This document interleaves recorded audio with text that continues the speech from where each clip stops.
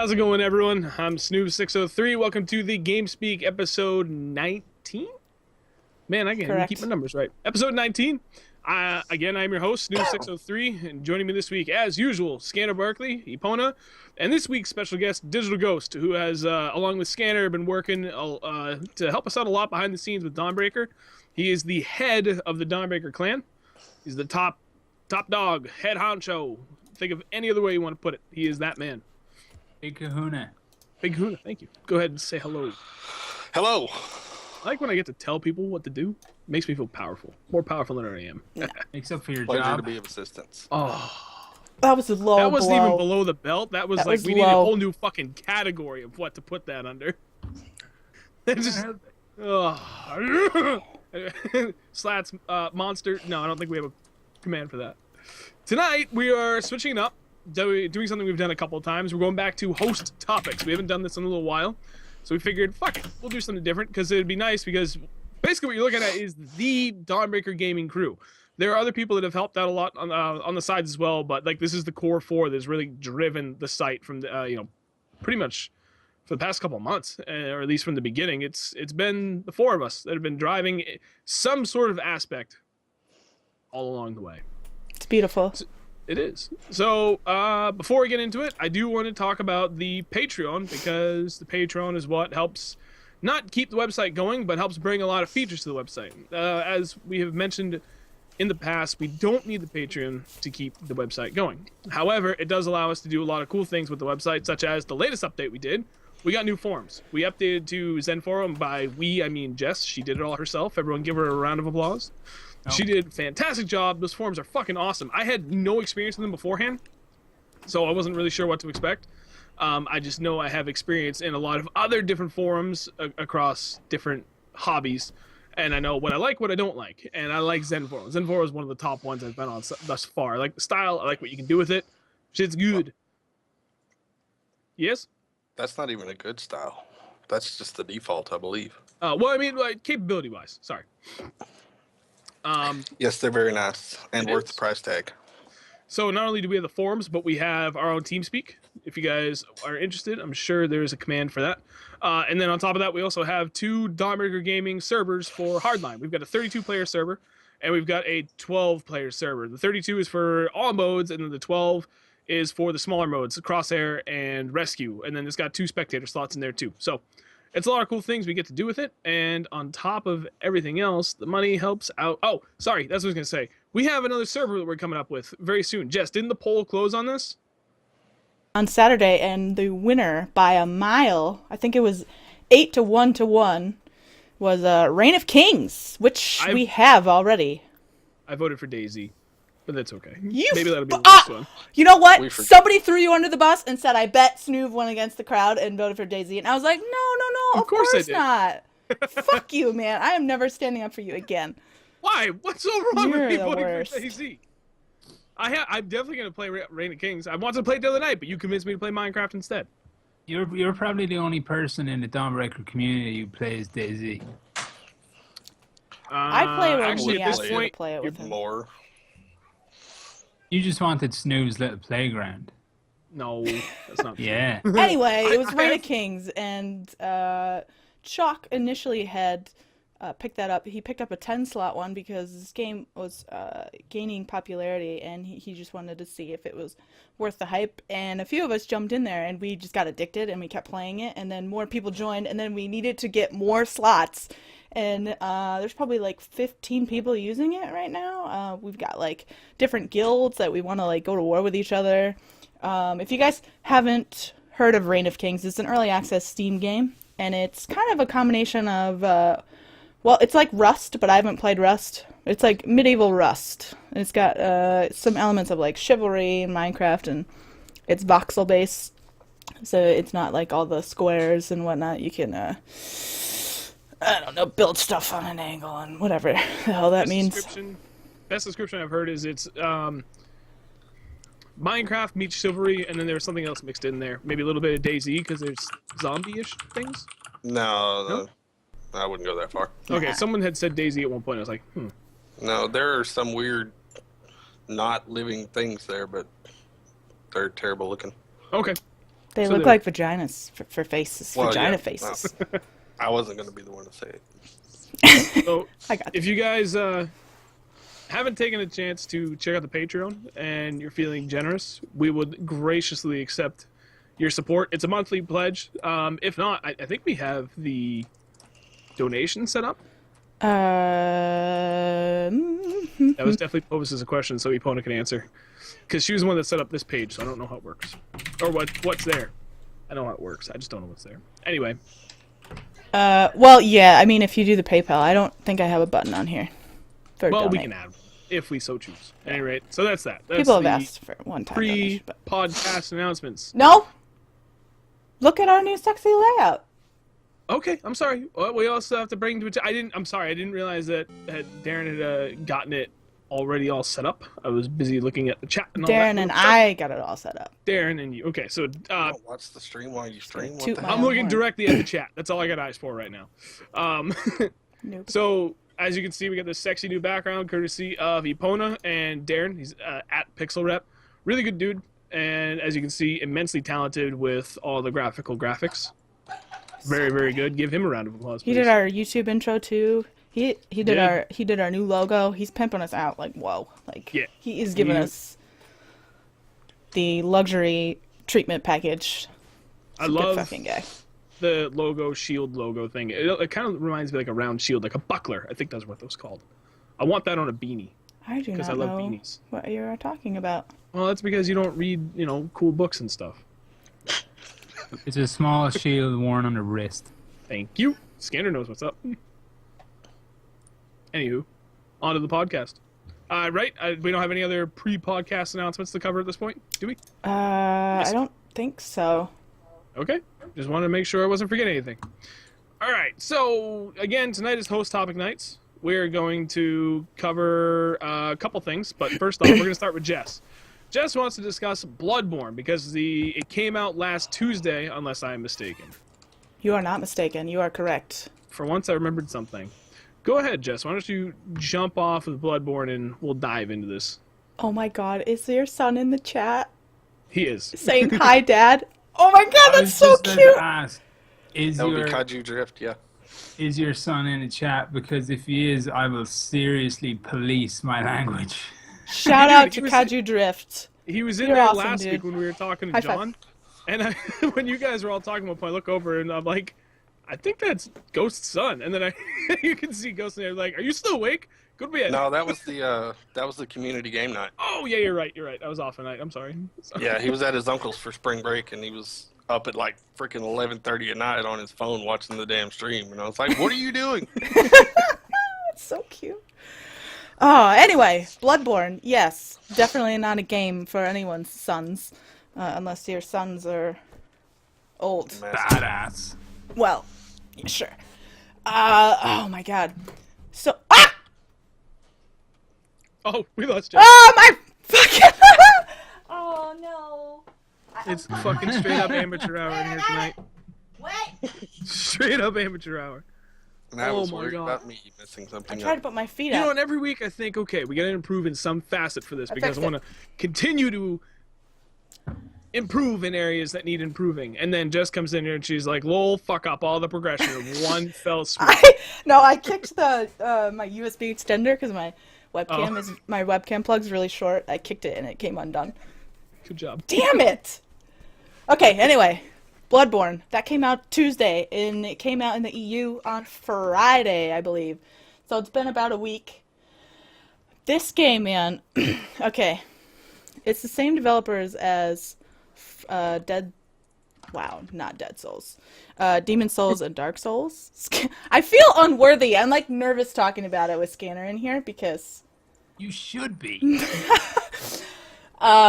it's a PlayStation 4 exclusive. Same guys as what are Thanks, you? Noob. Nothing. Sorry. We're listening. Oh, you stole the sword. You're not listening. You guys are jerks. Demon Souls, Dark Souls. Okay, those games. They're well known for their difficulty and their dark gothic themes. Correct, Scanner? Am I correct? I did not play those games, so I was blindsided by Bloodborne. it kind of just came out of nowhere and smashed me in the face. So I saw this PS4 exclusive. I got excited because PlayStation usually has pretty decent exclusives. And I probably got about 2 hours in, and I was about to set my PlayStation on fire and never touch any games ever again because I was dying every 3 seconds. It's a game that I feel like some people say it's not for everyone, but I feel like you just kind of have to change your approach to the way that you play the game. And I kind of find it refreshing. Like, I kind of like it because, if you have the time and the patience to put into it, if I want to log on and just play something randomly, maybe I'll do some Battlefield 3 Team Deathmatch, or I'll go play Minecraft. But if I really want to think and I want to kind of feel like I accomplished something when I played it, I'll play something like Bloodborne. Like, I can't remember the last time I put so much thought into a game like that. I don't know now. Oh, I was gonna say thought. Like, did you already forget about Destiny? Did you already wipe that from your memory? But Destiny wasn't so much thought provoking as much as it was just pure grind. Destiny right? was just hop into the game and shoot everything that you see. There's absolutely no thought in there whatsoever. Okay. Well, maybe, because there's different enemy types. So if they have a blue shield, shoot them with your electric weapon. If they have a purple shield, shoot them with your void weapon. That was it.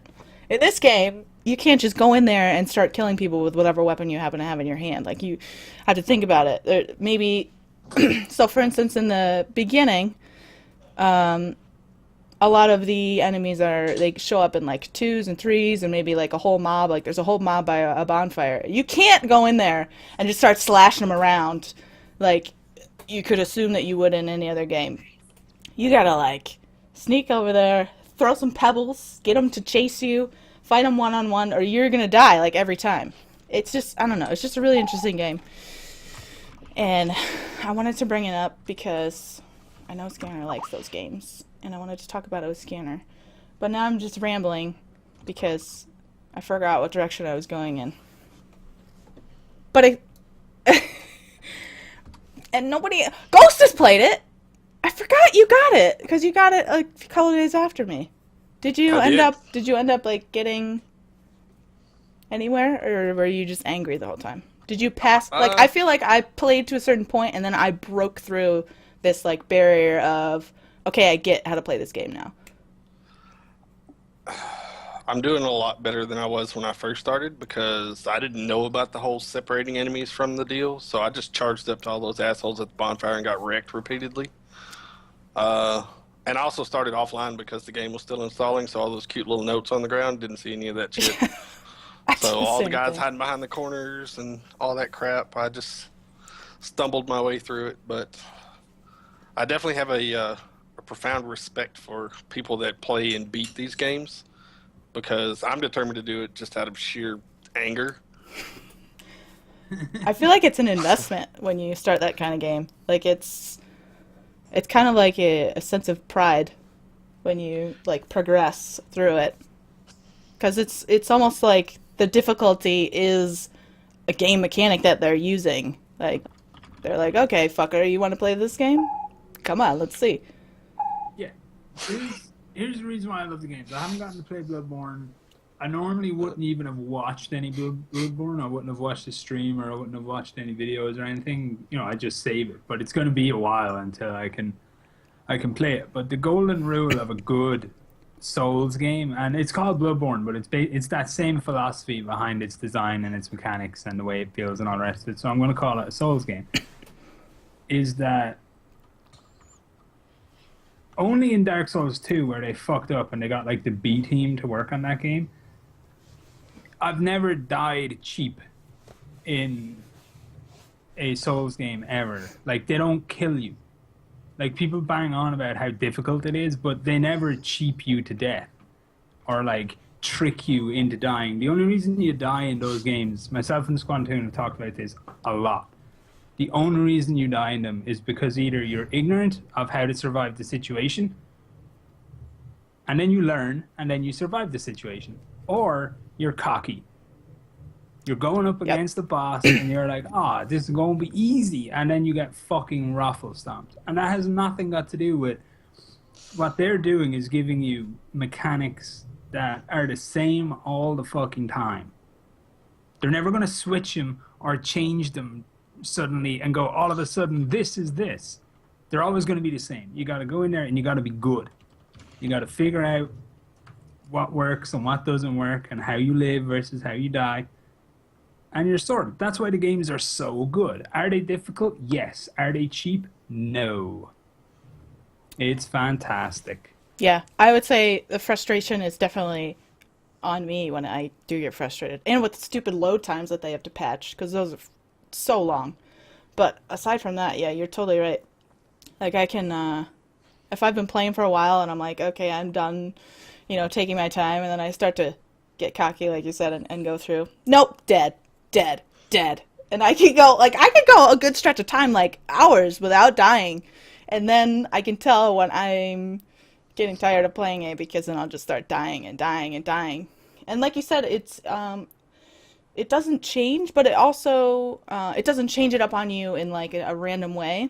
But it's not that the game like stays the same the whole time, because as you progress, you meet new enemies and now you're like, oh shit, how do I fight this kind of enemy? Because now there's a sniper, or now there's a guy with a massive shotgun, or now there's a guy with a flamethrower or a machine gun. Like, how am I going to fight them? Because I'm used to these guys with pitchforks, and I had that down.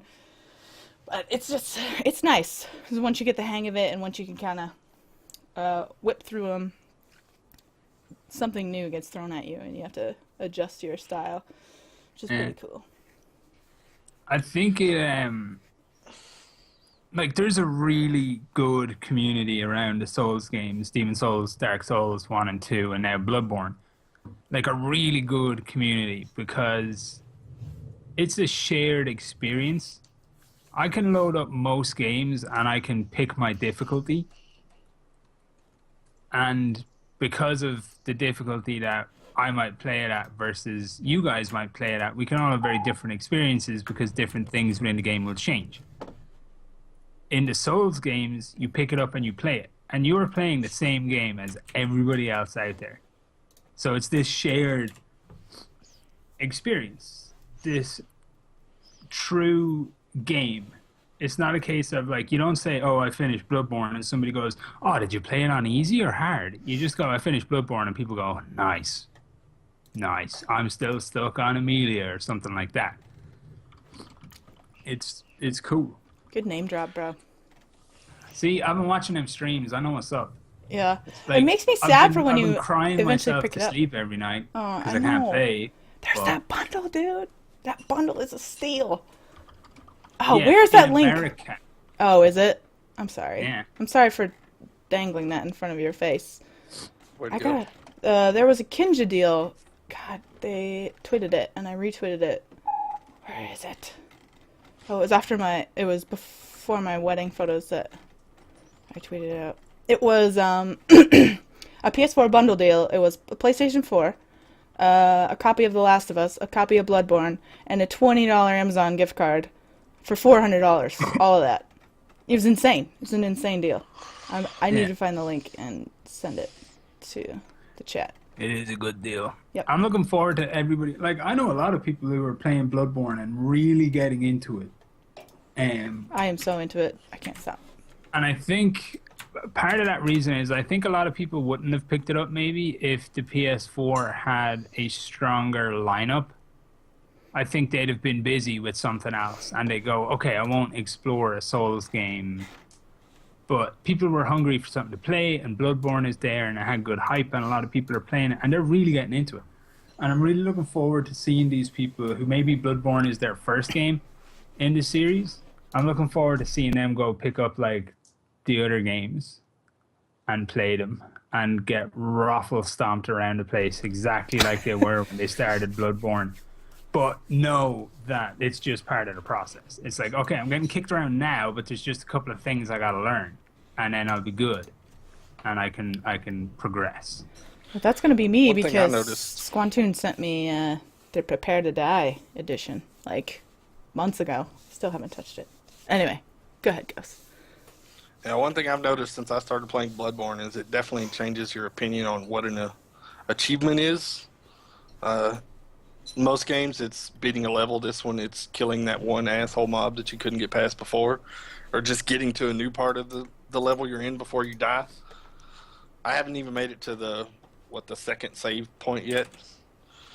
So it's definitely a process you have to go through. Do you have the central lamp? Do you have the central Yarnum lamp? Or do you just have the one at the top of the ladder? Yeah, that's the only one I have. That's, for me, that was the roughest spot of the entire game for me. Getting from that to the first boss. That was the most difficult part. That's where I almost set my PlayStation on fire. And then I got to the first boss, and my buddy Beldrin, Mike, he was like, oh man, I've tried this 33 times and I still can't kill him. And I just kept rolling behind and slashing him and rolling behind, slashing him. I just did that the entire time, but I got him in one try. Oh my god, he was so mad. And that's when I was like, okay, I can play this game. Because I felt like, what's wrong with me? I was just not playing it right. I made it past the gate. You made it past the gate? Is that what you said? Yeah, the one with the troll or whatever banging on it. Banging on it? Yeah, I made it past the gate, fought the demon chickens, and then... They sound like rabid dogs, though. I got beat up by some wolves and a guy with a pitchfork and a torch. Those guys with the torches are fucking the worst. Oh. Yeah. Because I'm like, oh, cool, I'm going to dodge this, and then I'm on fire, and then I'm dead. Yep. I'm on fire. So good, though. And it's worse now because I was ignorant to the fact that I was losing all my blood echoes at first. I thought it was just like this continuous currency that you gathered. So I was like, oh, well, at least I'm farming blood echoes. And then I realized that I'm losing them every time I die. So now it's sad. But thankfully you can go pick them up if you don't die on your way to pick them up. If you're lucky enough to kill the guy that killed you. Yeah. I'm going to put out Scanner and Squantoon help me get some tips going for Bloodborne. And I'm going to put a piece up on Dawnbreaker for people who are struggling, because I was there, man, and I'm telling you, don't give up, because this game is so good once you just kind of adjust to the way you have to play it. Use your brain, bro. Use your brain. Yeah. I normally wouldn't feel comfortable like giving tips for a game I haven't played. Like, it's not something I normally do, but this is like a true Souls game. So from a philosophy of what you got to do to finish the game's point of view, it's all going to be like it's the same thing that transfers from Demon Souls to Dark Souls and now to Bloodborne, but never transferred to Dark Souls 2 because once again that game was poo. I wouldn't know. Would you say that that the Souls series and Bloodborne would be kind of a niche, that might not be for everyone? I mean, I know you can say that about any kind of game, but you know, people are like, oh, Bloodborne, I have a PlayStation, I should pick that up. Yeah, it's definitely not for everybody. Some people are just going to be wasting their money. They're going to be met with a very frustrating experience. And that's never what you want either, because too often people can't quite find the source of their own frustration with something. So in their head, it just becomes a bad game. It's like, oh, this is a bad game, I'm not enjoying it. But you know, objectively, if you sit down and you break it down with them and you point out stuff and you go, look, maybe you're just bad, it doesn't suit your playstyle, and you're not willing to alternate your playstyle. Because some people, when they play games, they want to just sit down and they want to do a thing. It's a thing they've done for a decade and they're comfortable doing that thing and they want to do it because they really enjoy that. And it makes the hour and a half, 2 hours that they get to game very stress relieving. And a Souls game is never going to be that. It doesn't give a fuck about your stress. It doesn't want you to feel chill. It's not going to hug you and tell you you're such a good little gamer. It's going to set up a horrible situation that you barely survive, and then you go into a boss fight and you're already kind of freaked out, and then you barely survive the boss fight. And you get this great feeling of, oh yeah, I just killed a boss in a game. And then you go off and learn some piece of lore about the boss, and you sit in the corner and you fucking cry. Because what was this great victory of, oh, I killed the whatever demon, and then you go off and you figure out what happened to him before you showed up, and you're like, oh, great, so this guy was just trying to do his thing, got turned into a demon, Now he's just trying to do his demon thing and not mess with everybody, and I show up and fucking stab him in the face. I'm a dick. Yeah, They're awesome games. Yeah, I haven't found anything that made me feel bad in that sense where I killed someone and I felt bad about it. But there have been some moments where I was like, it doesn't like throw anything in your face. Like, it's a game that completely you're on your own. You got to figure everything out yourself, including the story. And there's one boss early in the game, and if you pay attention to what he says, if you pay attention to what he does when you use certain items on him, if you search in the area around him and find certain items, if you talk to NPCs, it's all related to that same one story. It's depressing. It's sad. It's like, oh man, like I see what went on here, and it was a sad thing. That was the worst story ever, but I just don't want to like spoil it for anyone. But yeah, you pick up these items and you kind of put it together yourself, and you're like, oh shit, some stuff's going down here. Some stuff is going down. It's okay, Ghost, don't cry. I've got a really bad sneeze coming on. It's just not wanting to progress any farther than it has already. It's going to sneak up on me and I'm going to blow everybody's eardrums out in a minute. I wish I had played, anything leading up to this franchise, so I had something to add, but throwing you guys a bone here with the weekly Snooze sucks because he doesn't play any games. So I'm done have pointing at it out. No, I just pointed out for you guys now. It's too easy. Yeah, No, see, that's what I do. I train you to be aware of your own failings as a human, so I don't have to point them out to anyone.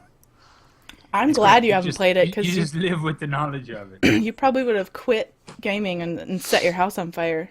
I wouldn't have gone that far, but yeah, if it were like any time before my son, when my job was a lot less stressful and I had a lot less responsibilities to worry about and I had a lot more fucking free time, I probably would have still raged, but I would have embraced it in the long run. But now, dude, I'm lucky if I've got 10 hours a week to play video games. No fucking way would I spend any part of that being that stressed trying to get through a game.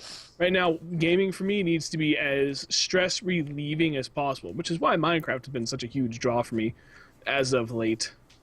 Were you rocking out to that Sega Bass Fishing? Dude, Sega Bass Fishing 2 was He playing the shit literally out of was that just yesterday. doing that. I was playing it right before the stream. I had to wrap up my amateur tournament tour. Yeah, okay. And guess what? I won. First place. Fuck y'all. I'm on to the pros. But regarding the Bloodborne tips, can we name it Just the Tips, please? For the website? No. I know a No. guy in another TeamSpeak called Just the Tip.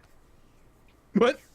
I know a guy in another TeamSpeak called Just the Tip, and I don't want to overly associate with the memory of him. Well, you can steal from us. Chris and I did a series on our channel back in February of 2011 called Just the Tips.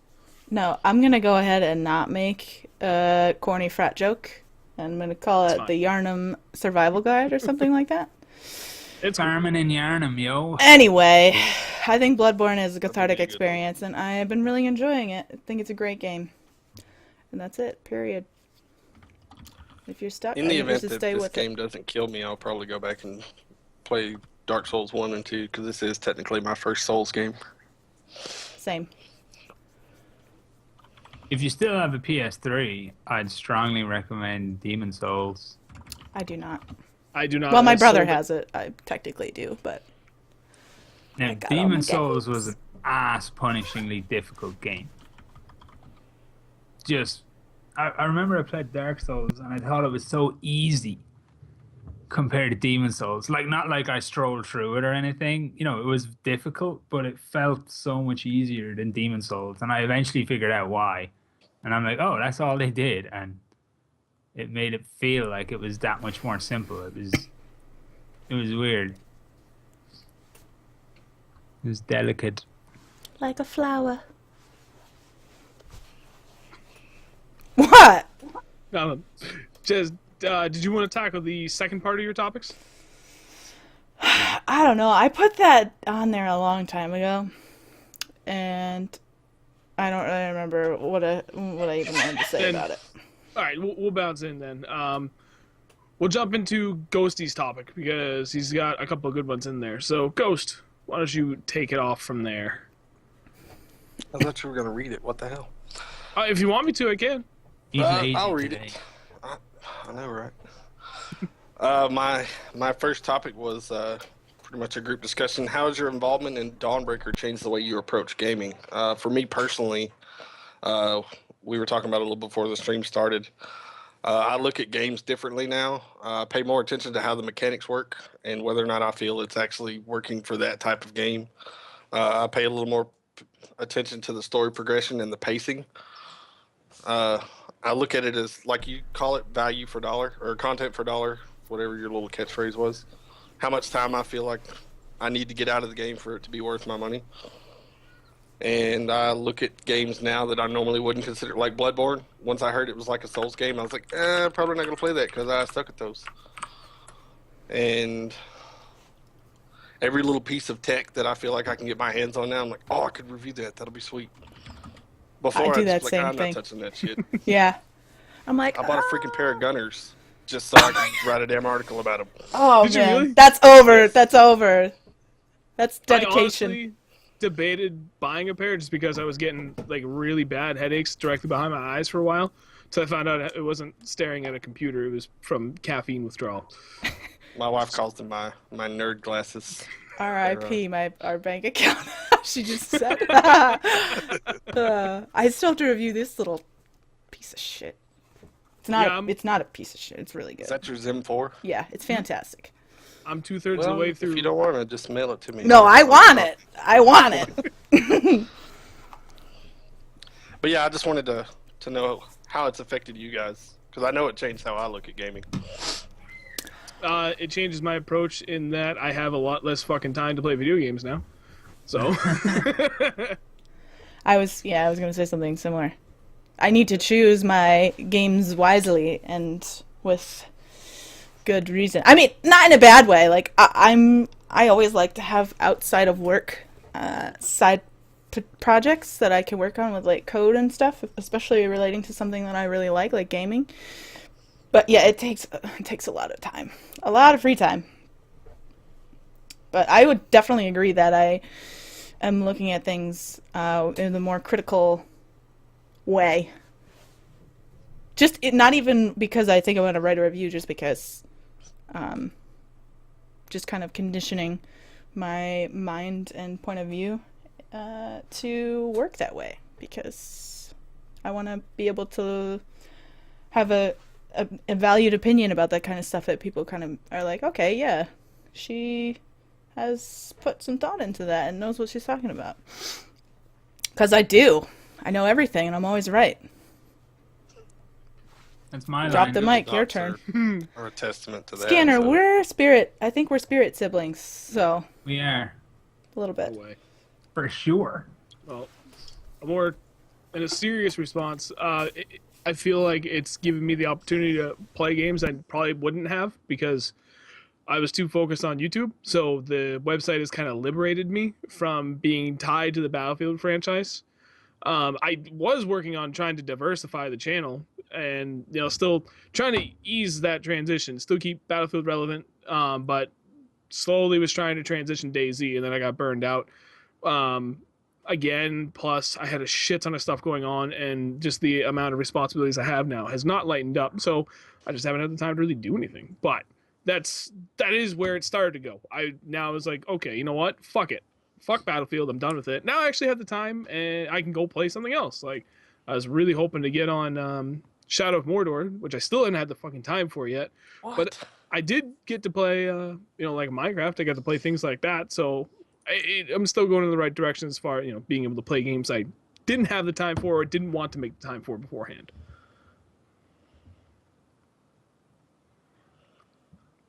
Nerd. Whatever. Scanner, I was giving you a chance to fill in there. I don't need to fill in. Everybody knows that I'm going to start talking when I want to. And if I don't talk for a while, everyone's going to sit in the chat and they're just going to wait. No, but seriously, it's been kind of interesting for me because as we've been kind of growing our profile, I guess, with, PR folk, and there's been like grounds made towards establishing ways of getting like review copy and whatnot. I've been playing games I may not actively go out of my way to like track down and play. Like, some I'm very interested in, so it's like a guilty pleasure, like, oh, I get to review this. And then some I'm more like, I'll review that for the site, we'll see what it's like, and kind of train myself up being objective, being like handed off the game or whatever. So, I sit there and I might want to play something else, but I kind of have to play this review game. And I've just noticed the way I'll be tougher. Like, I'll be tough as balls on a game if I feel that game has A, failed to impress me, and B, taken me away from doing something that I could have quite enjoyed. And that's definitively a weakness within my mind. That, like, if a game is bad, it's bad, but I'm not allowed to be mad at a game because I had to play it. You know what I mean? I shouldn't be, like, treating titles that way. I should be treating the title as it is on its own merit, not off some imaginary fun that I could have been having, while playing it. That was interesting. I'm also quite enjoying it because one of the things that, like, pisses me off quite a lot is when I'm eventually better and I'm trying to go back into, like, the working world, and I'm trying to explain away this fucking huge, like, gap in my employment. People will be there, like, so, what did you do, like, for all this? And I sit there and go, oh, I was sick, and I made video games, like, made videos about video games. And they're looking at me going, what the fuck? Whereas at least this way, I can put my energy into something that's tangible. Oh, what did you do? Oh, I helped, develop and grow a website. Which is, like, at least a step up from I'm a giant man-child who plays computer games. I think so. Which is at least it's all in the wording. Yeah. Just gotta know how to... You just gotta know how to sell it quality as a concept. So I find myself taking it a bit more seriously, I think, than my channel. My channel's like a throwaway hub for whatever I feel like rambling on about on any given day. Whereas I put a considerable amount of thought into the kind of writer that I want to be on Dawnbreaker and the kind of things that I want to cover and the kind of attention that I want to bring towards the site. Because it would be super easy. Like, I guarantee you, I could write an article, put it on Dawnbreaker, and it'd be on the front page of Reddit tomorrow. Because there's certain hot button topics that you could talk about. But do you want that attention? Fuck no, you don't want that attention. So it's interesting. That's what I do. I hear your keyboard, Snoop, so... Sorry, is it really loud?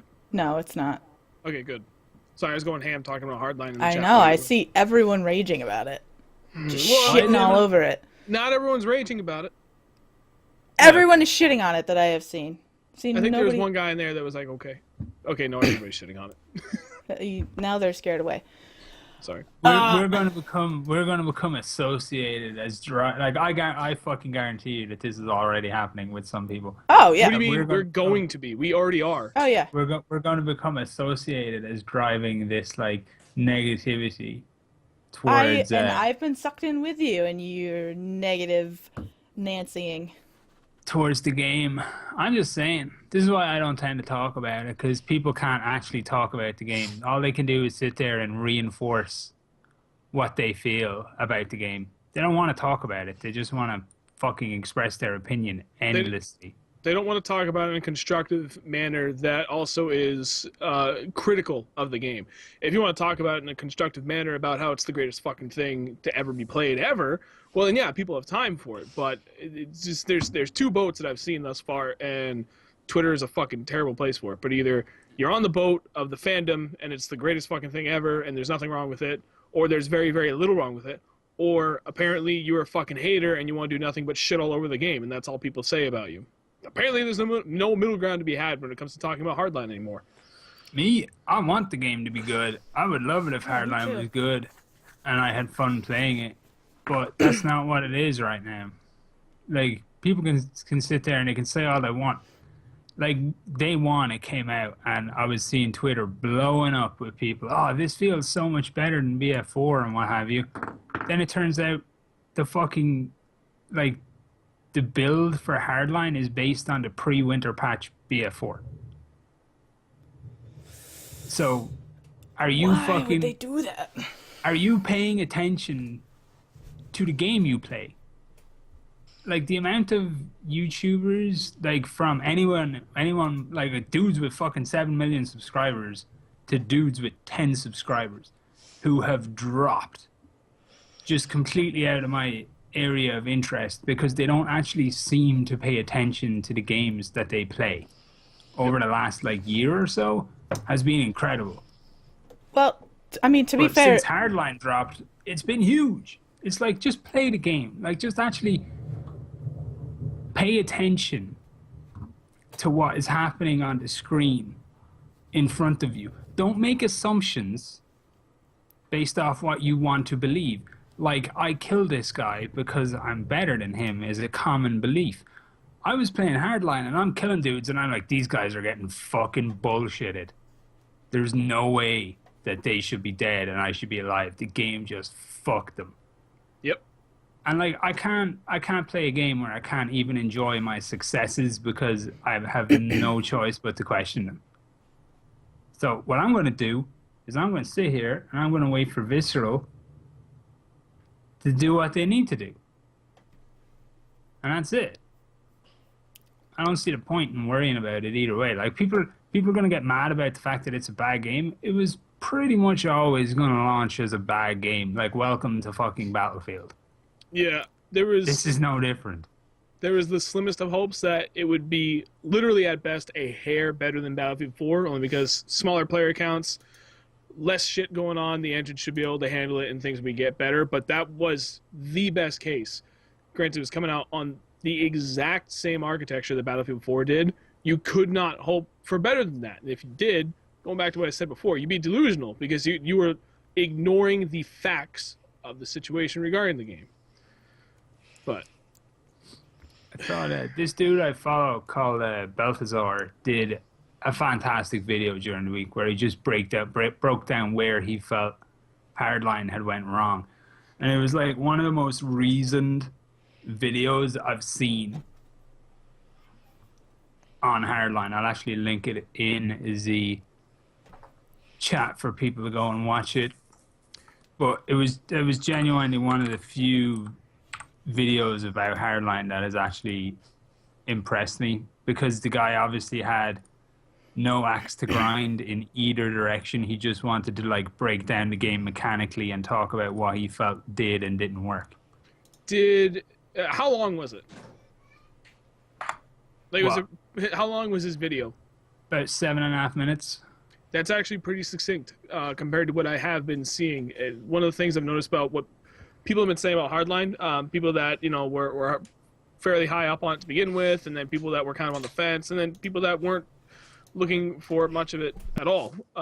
What I've seen in general thus far from people that have reviewed it, out of all three of those categories, everyone's been really, really wordy with it. Like, it's like they almost have to take special care and really justify which side of the fence they're on with this title than any other one previously. I'm not saying it's a bad thing by any means. It's just it's something I found to be interesting, that people are going to, in general, people seem to be going a lot more in depth behind their reasoning of whatever they have to say about Hardline. I would think that's twofold. First, the community can be a bit shitty when it comes to somebody expressing that they don't like the game. Like, I've seen people have insane negative reactions to another human being not enjoying the same fucking computer game as they do. So people want to avoid that drama, especially when you have guys like fucking Angry Joe and whatnot, yeah, who like makes this big, long, drawn out thing over every game he dislikes, because that's what he does. And that's what people tune in from. They tune in for this dramatic fucking Shakespearean reading as to why a game might, not be up to snuff as far as Angry Joe is concerned. And then on the other side, you've got the people who, they do like the game, and for whatever reason, you know, they see a lot of people like saying stuff like, "Oh, everybody who likes Hardline is an idiot," and that is gonna put you on the defensive because you're sat there going like, "Well, I like Hardline and I'm not an idiot." You know, so it's two sides feeding off each other's negativity more than anything else. I gotcha. And then it just kind of, it only takes one person to see an exchange. Even if two other people are having a really reasonable exchange about something, it only takes one person to see it and fuck it up. Yeah. It's like, oh, here's a perfectly reasonable conversation. I'm going to wade in with both feet and bring all these fucking, you know, minions who share the same opinion as me, and we're going to shut down any possible debate or conversation around this subject. Which is annoying. Yeah. If you like it, you like it. If you don't, you don't. If you like it, Yeah. play it. If you don't play it. Frankly, I'm fucking sick of talking about it, to be honest. Unless you're a YouTuber and you like it, and people you used to hang out with don't like it, in which case disassociate yourself with them entirely and pretend like nothing ever happened. Go ahead, make faces at me. Make faces. I will. My Another thing thing- with Hardline is it's not any fun to play by myself. No. I can't get in there and play for 2 or 3 hours by myself like I used to with BF3 or Bad Company 2, and I wasn't able to do that with BF4. So, at its simplest, that is my measure of how good the game is for me. Because BF3, I could get in there and play an hour or 2 hours by myself with randoms and still have fun with it. But Hardline and Battlefield 4, I'll go 2 rounds and then I'll start looking for reasons to stop playing. That's Well, I don't Take even it how look you for will. reasons. I just Alt F4. I just get mad. One of the big reasons I don't feel like engaging in this big fucking circle jerk of beating up the game, which I'll do, like I'll beat on a game all fucking day. Like look at my Warface video. I whooped that game until it cried. Like I had nothing good to say about that game. I shit all over it. I made a video shitting all over it.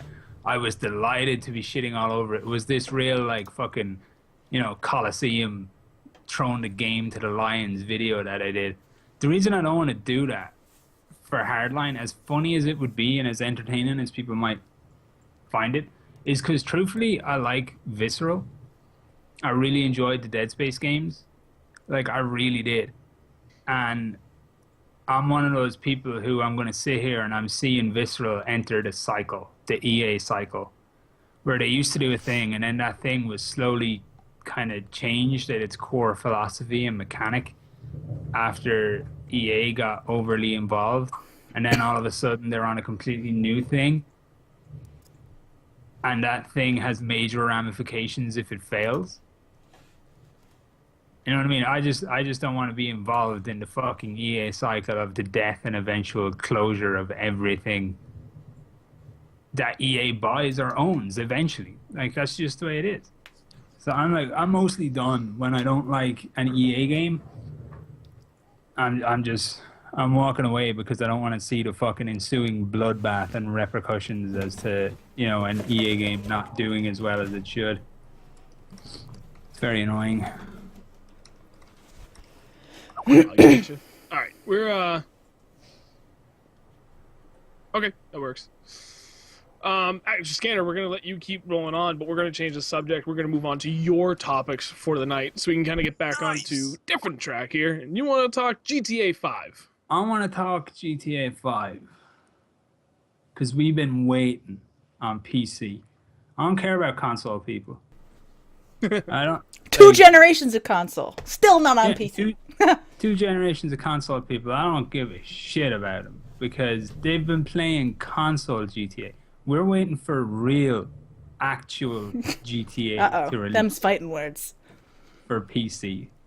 The master race, the greatest ever. I know I'm only fucking with people.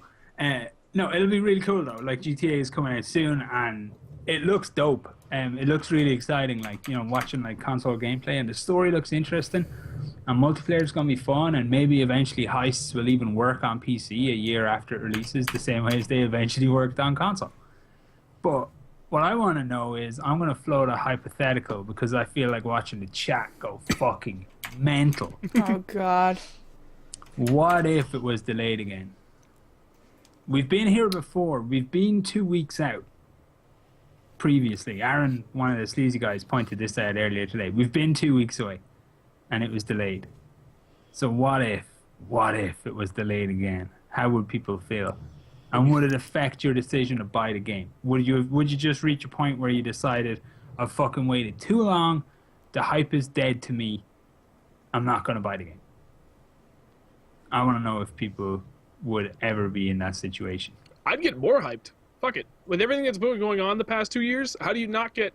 Like, yeah, obviously you're going to be disappointed because if you're that hyped for any game, you want to keep playing it and it keeps getting delayed. Like, at some point, like, I get one delay. Fine. When they decided they needed a second delay, they shouldn't have given a date. They should have given a rough ETA, but that's it. But I'd be more happy the fact that they wanted to launch it to be a lot better. Although now it's kind of making me question whether or not it's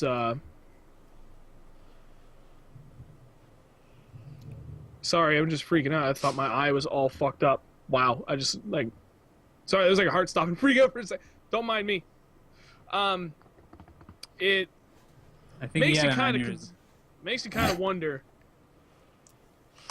when it launches. Is it going to be like, you know, I don't even know what game you can compare it to, but is it going to be like an 80% complete game? Like, are they just pushing it off to get to a point where it's like, okay, we can launch it and it's not like horrifically bad, or are they trying to push it off to where they get to a point where it's like, okay, this is fucking good. This is the standard that we're looking for.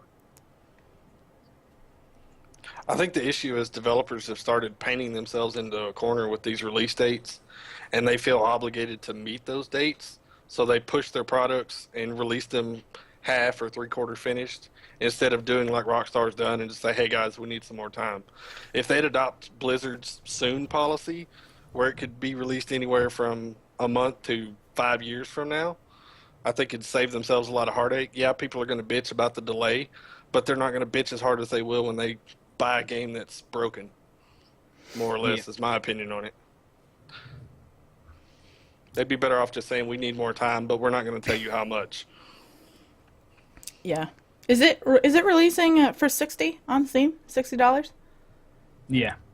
Vic made a good point. He said, I will not pay $60 for a year-old game. And I think that's a fair point, because I don't really know if, other than sweet graphics, bro, the PC version is really getting anything that wasn't already there. Maybe first-person mode, but I don't know. Wait, I don't keep up with the GTA franchise at all. Does GTA 5 come to PC at all prior to this?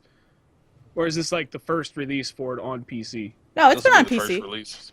GTA 4 was on PC. I know. I meant GTA 5 specifically. Sorry, the way you said it made it sound like they had released like a shitty version. They're like, never mind, we're going to do a complete standalone version with new features. No, it was released PS3, like, nearly 2 years ago. And then, Is GTA 5 that old? yeah. I Holy had shit. it on PS3. Wait, let me look it up. I didn't realize it was that fucking old. That's insane. I wouldn't think pay it's about a year old. I wouldn't pay $60 for that either. Maybe $40. I understand there's a lot of money and time involved, and it's gonna look good. It's a true PC port. September for a PC 2013, it came out first. So Damn, a year and a half. Year and a half. Yep. Yeah, it's been out for a while. And I played it on PS3, and it Yes, was it is. good, but it didn't hold my attention, and the performance was shit because it was PS3. So that definitely didn't help keep my interest. But I don't know. I'm on the fence. I don't know if I'm interested in it enough I to bought pay it for $60 PS4 because Yeah. I forgot about first person mode, or I would have just waited and bought it on fucking PC. Noob. I don't mind spending $60 on it. Like, I don't what metaphor am I going to use here? I don't expect to get the works of Shakespeare for 50 cents because they were out a long time. You know what I mean? Yep. It's like the age of a product doesn't affect its value to me. Like, personally, I'm not telling everybody else, like, you have to pay $60 for a year-old game and be happy with it. I'm just saying, for me personally, I haven't played GTA yet. It's a completely fresh, new experience to me. I like, I didn't Bloodborne this. I didn't watch really any content about it. I didn't watch people's Let's Plays. I didn't watch stuff. I kept it fresh. So I'm happy to spend $60 for like a fresh experience. That's my stance. Plus, I've seen those 4K screens. Well, They are pretty. It does have a lot to offer in that respect. If I had more time, I might consider it, but with the limited time I have, and I guarantee I'll put barely any hours into a game like that, it's not worth a $60 investment. If I could snag it on sale, like on the Steam sale for like $30, I'll pick it up. But what's good? Kind of comes down to something we brought up a lot. It's all about what is the value of it to you? What do you want to spend on it? And for me, it's just not $60 investment. Yeah. Once it works, I'm happy. Like, if they delay it again, I could give a fuck. I've got a ton of stuff to play. Like, Yeah. I'm going to be playing Pillars of Eternity for a very long time. That game is just the balls. I don't even know what that is, but I think that It's amazing. the fact that I have so many, like, I only have 3 games right now that I really want to play. I have Bloodborne on PS4. I'm addicted to Minecraft on PC, and then also Reign of Kings, which I played. I played for like 12 or 15 hours in the first 2 days. Yeah, in the first 2 days, and I haven't touched it since, and it's driving me crazy. And that's like 3 games, and I can't get all the time in that I want. So it just wouldn't be worth it for me to pick it up. I don't think, not for a while at least. And I would want friends to play with.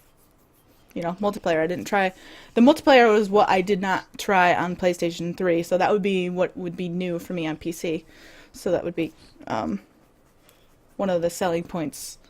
And I just don't have the time. Or the friends that I know of right now, other than Scanzer. All the sleazy dudes are getting it. There'll be plenty of us to play with. Plus, every YouTuber you've ever known will end up buying it because it's gonna be Cash money, homie. Yeah, it's gonna be videos. It's gonna be like, Yeah, but oh, I'm not look, gonna be playing with them. YouTuber A ran over YouTuber B in a car, and it was the funniest fucking thing I've ever seen, and nobody's ever done it. And you know what the best part is? The absolute best part of YouTuber A running over YouTuber B is next week they're gonna do the same fucking video. Is B gonna run over A? Yes. Oh my god! That's gonna be the only difference. Oh But man. it's gonna be amazing, and nobody's gonna shut the fuck up about it. Yeah, but you know what's crazy? Is week 3, they're going to throw in a wild card. Motherfucking YouTuber C comes in and ruins the day and runs over both A and B. Oh, the old fucking scene. I did not their even car see that shoots coming. Their dog. Boom! No! Oh god, it's painful. Like, I'm If you looking do forward start to playing somebody GTA, really... do not install that fucking iFruit app because that damn chop notification shit. The You what? can teach the dog in GTA 5 tricks through the app, Yeah, but no. you have to take care of it like a fucking Tamagotchi. digipet or something. No. What? Tamagotchi. The last thing I want to look at on my phone when I get a notification is, hey, Chop took a shit. Go clean it up. Negative. I do. I want to be Uninstall. 8 years old again. I'm doing it. Like a Done. The Tamagotchi? game is sold now. $60 to Rockstar Games for the iChop Tamagotchi shitting on my phone. so you can pick up digital dog shit. Yep. I'm going into app development. Virtual dog poo. I would like to make App an app. development would be a good Cooper place to Scooper be. Just come XL. up with something stupid and people seem to love it. Flappy Bird.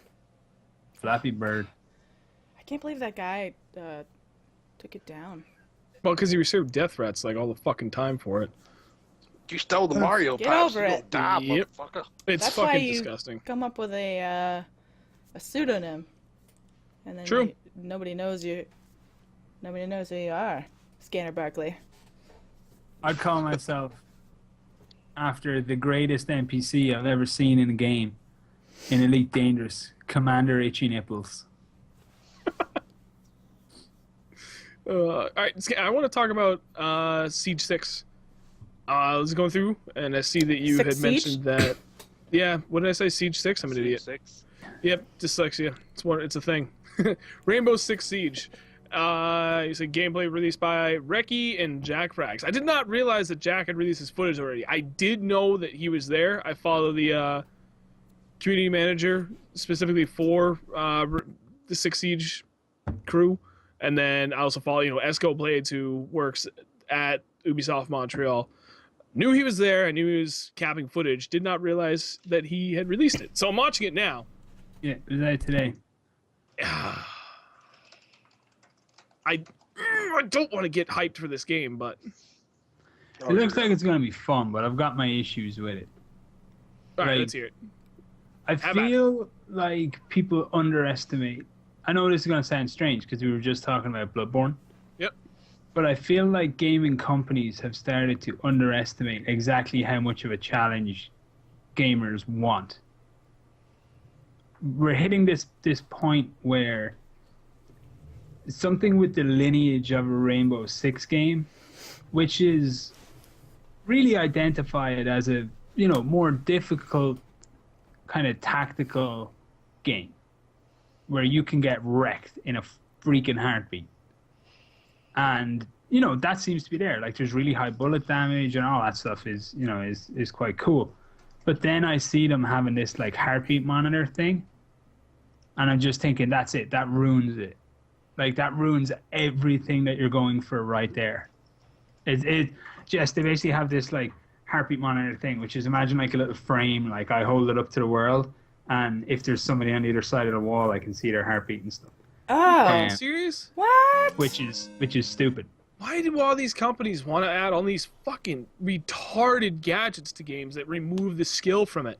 Yeah, it's just stupid. Whereas I firmly and honestly believe, and people may say that I'm a dreamer, but I'm not the only one.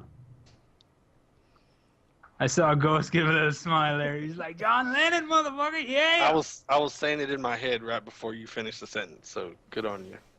But I genuinely think that a game with a decent level of difficulty would actually do very well if given a proper AAA push. Without this casual crap. Like, nobody out there is going to know what they like until they play it. If you're the kind of person who you've played an awful lot of Call of Duties, and you've played an awful lot of, like, modern Battlefields and stuff like that, but you've never played one of those, like, punishing tactical shooters, you're never going to know if you like it or not until somebody almost tricks you into playing it. So if Ubisoft grow some fucking stones and remove the bullshit, like, get rid of hit markers out of the game. You don't want hit markers in a game where you can shoot through any wall. Right.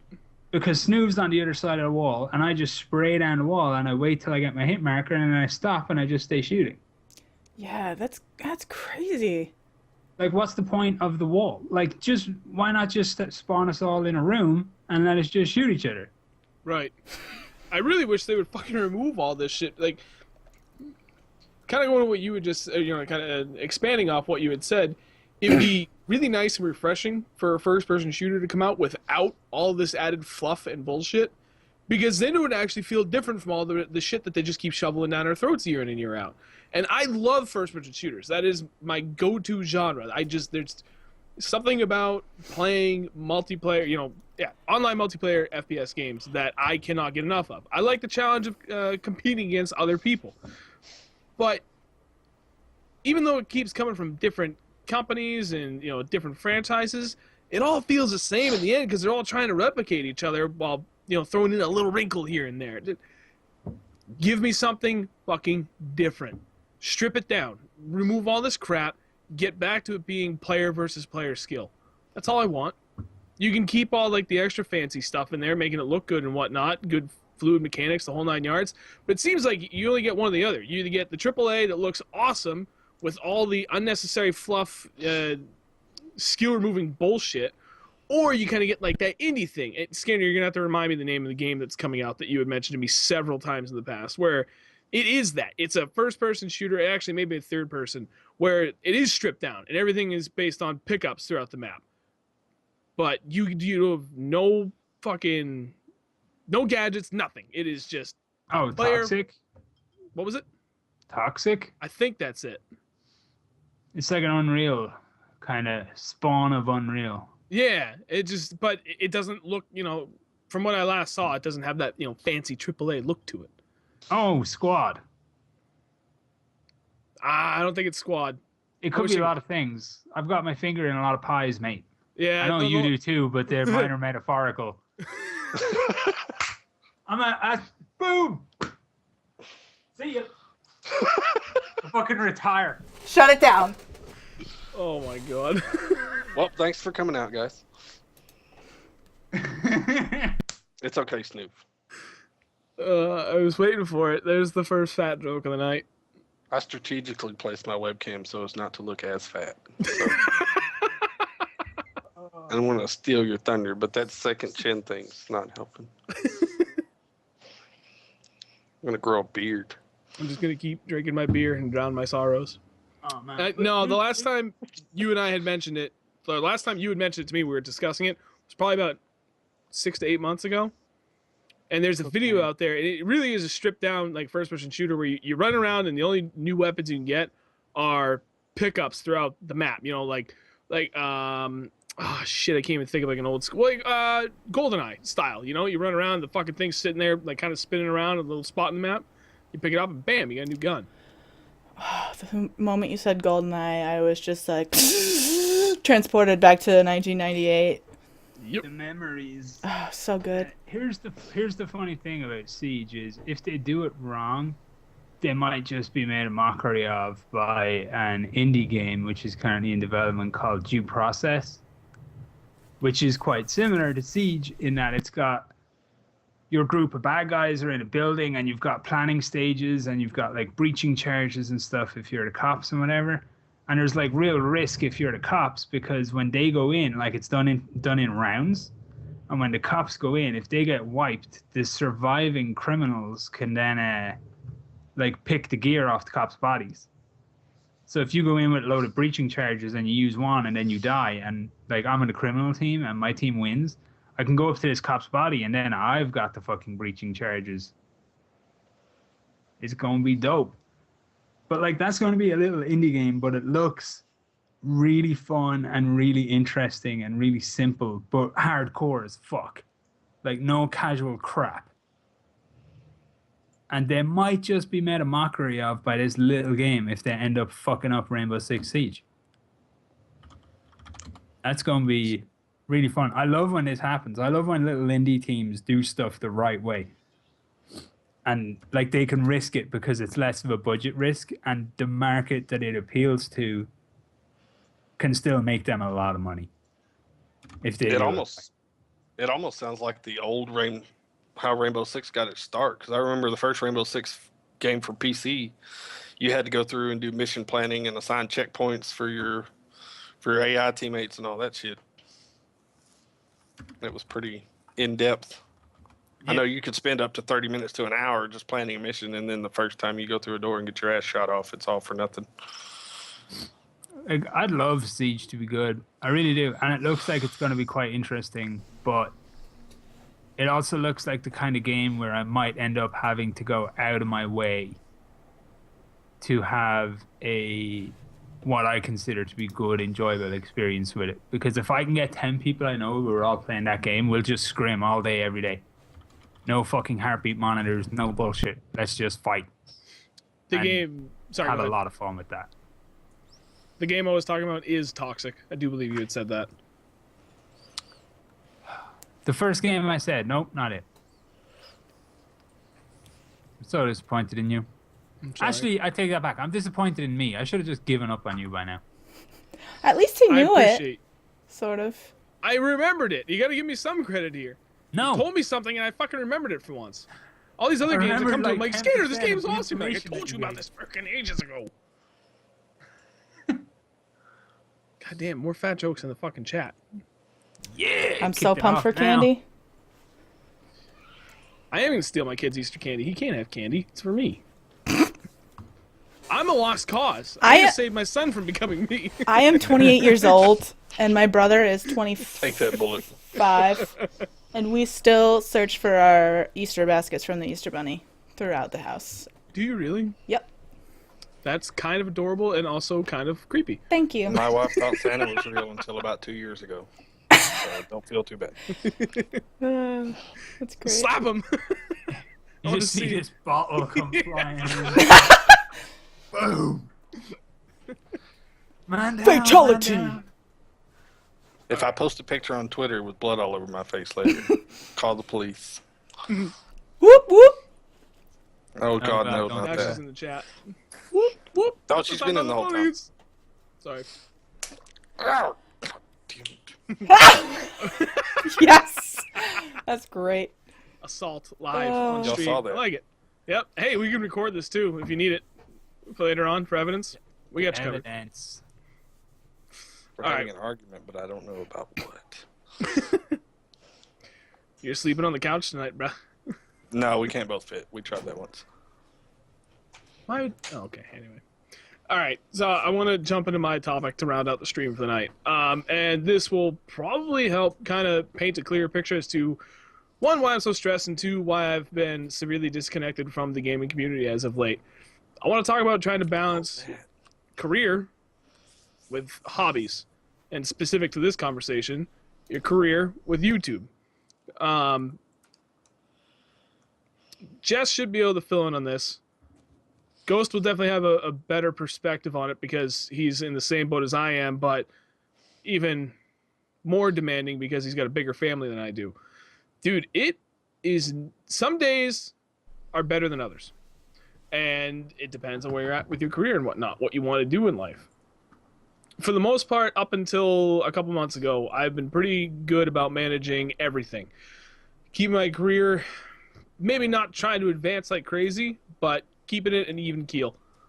People weren't pissed off at me, but you know they didn't expect me to go above and beyond and try and make the company millions of dollars through new product development, which is fine because that's where I wanted to be at with my career at the time.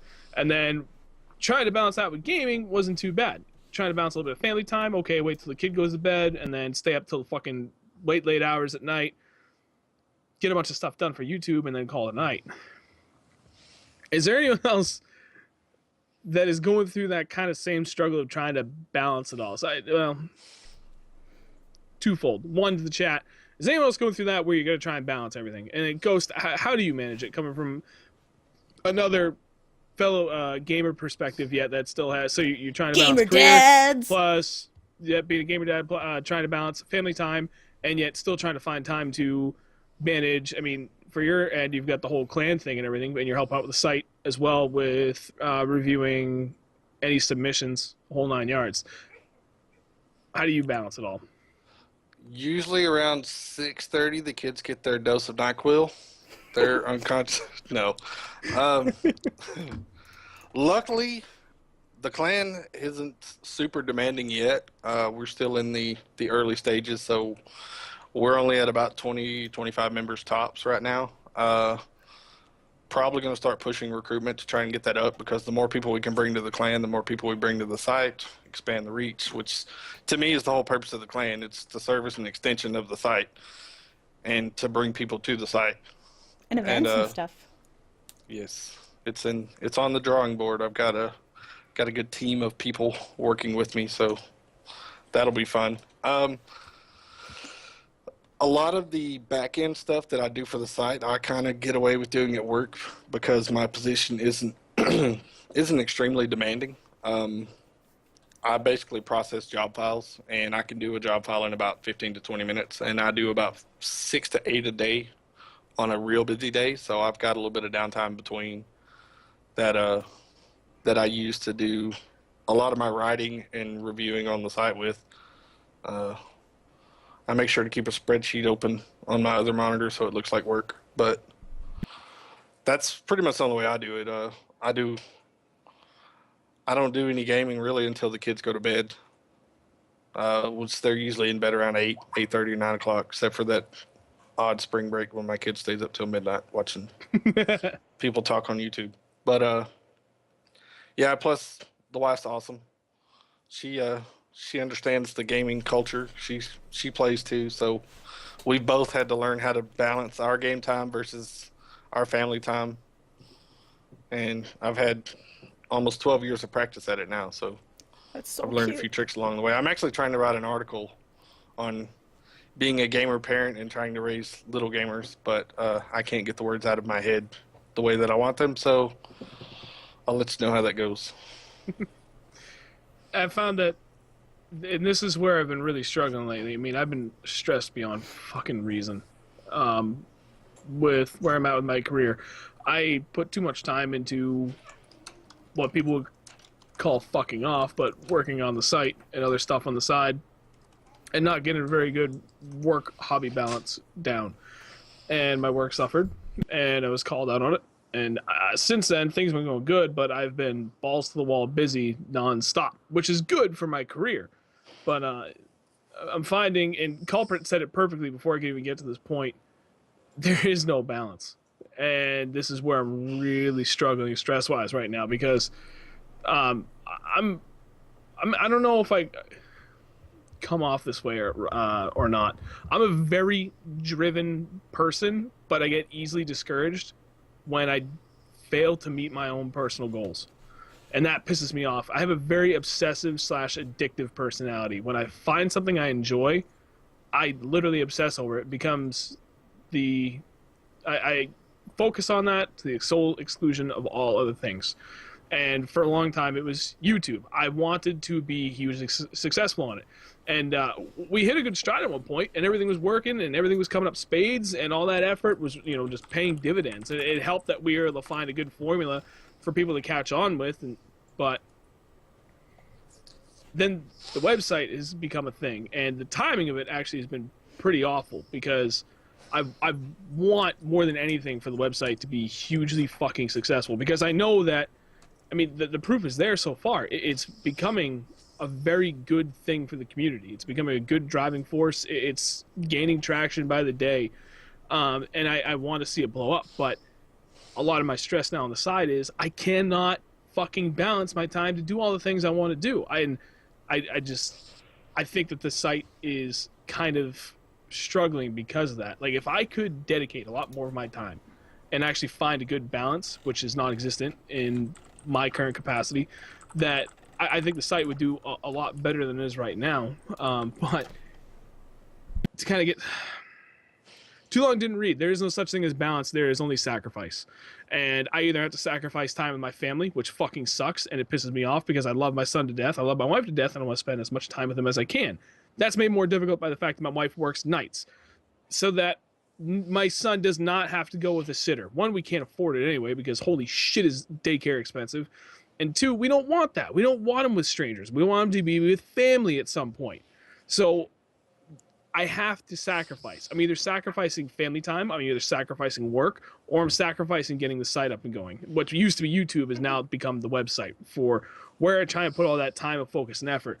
And seeing that every fucking day where I'm struggling to make any sort of meaningful progress to what I need to see up top to be happy is driving me up a fucking wall. Like, I am so stressed. And Jess will tell you, like, almost every day I'm yelling not at her, but yelling in general on Hangouts, or I'm talking to my wife about how pissed off I am, just because I can't get even half the things done that I want to my own personal satisfaction. And I don't know how to deal with it now at this point, because I've never been able to turn off that obsessive part of my mind, and trying to find the fucking balance of everything. There just isn't. It's sacrifice everywhere. And now at this point, I'm just going to keep repeating myself in various different ways. So I've said all I can say about it. My mom does that. I have to tell her, okay, Mom, I get it. Stop talking. She starts repeating stuff in different ways. Because I can't find the words to adequately explain my feelings, that I just keep trying a bunch of different ways, and I just end up basically saying the same fucking thing over and over again. I do that. Might I be a complete dick? You mean like your usual self? Yeah. I'm just gonna point out the obvious, that you're ignoring the truth of your situation, and probably have been for a long time. What? Where most people don't give themselves 3 full-time things to do. like a full-time job, and then dad and husband, and then the Dawnbreaker workload. Like You're right. you're Well, and pissed. gaming, because those are separate things sometimes, like relaxing. You're pissed about a situation that is okay. Here's the truth of it. You're pissed about a situation that is entirely of your own creation. You're absolutely right. So you want Dawnbreaker to do really well, and in an ideal world, someday Dawnbreaker would be this thing that you could do, and you can look at your day job right in the face, and just shoot it. You can be like, I'm off to do Dawnbreaker now. That's the dream. But if you wanna do it, you just gotta fucking do it. You gotta accept that it sucks, but you're either in it to do it and make it happen, or become a more silent partner, if that makes sense. Like, in my time, I don't do much now because life is shit. But in my time, I had a full-time job and I ran my own business. On top of other things, on top of all my training that I used to do. I was training twice daily, every day. I was working about Training 9 to 6, 5 days a week. Yeah, I was buff as fuck too. I know, I saw the picture. I was like 9 to 6, 5 days a week I was working. And then I have my own business as well, which I was normally working from 6 to 9 in the morning and then leaving work in the afternoon and going to do that. Did it suck? Absolutely. Was it worth it? Absolutely. You know what would have made it an unlivable scenario? There's no way I could have survived this workload that I put upon myself if I did what you were doing, which is just endlessly beating yourself up. No matter what decision you make on a daily basis, you're telling yourself you're making the wrong decision. Close. I'm telling myself I'm not doing good enough. Yeah, if you're not spending time with your family, you're beating yourself up. If you're not getting enough stuff done for the site, you're beating yourself up. And it's pointless.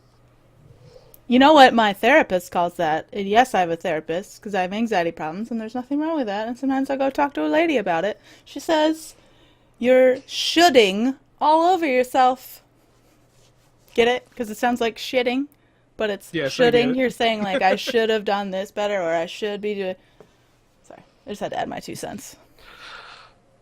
But no, that's what you're doing, and there's no point. You're not benefiting in any way by generating these circumstances.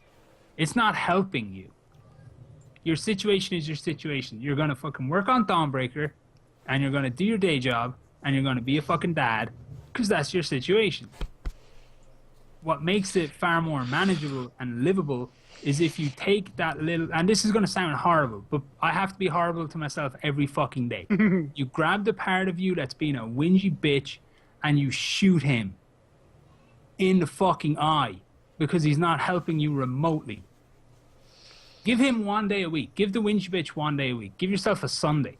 Take Sundays you never game. You never fucking look at or think about or log on to Dawnbreaker. And you just spend time with the family. Because that's your default state. That is always what you want to be doing. I fucking guarantee you, I will bet all the money I have in my bank account right now, you never sat in work and wished, I wish I could go home and play Battlefield right now. I fucking guarantee you just want to fucking walk out of work when you're in a bad mood and go spend time with your kid. Yep. Yeah.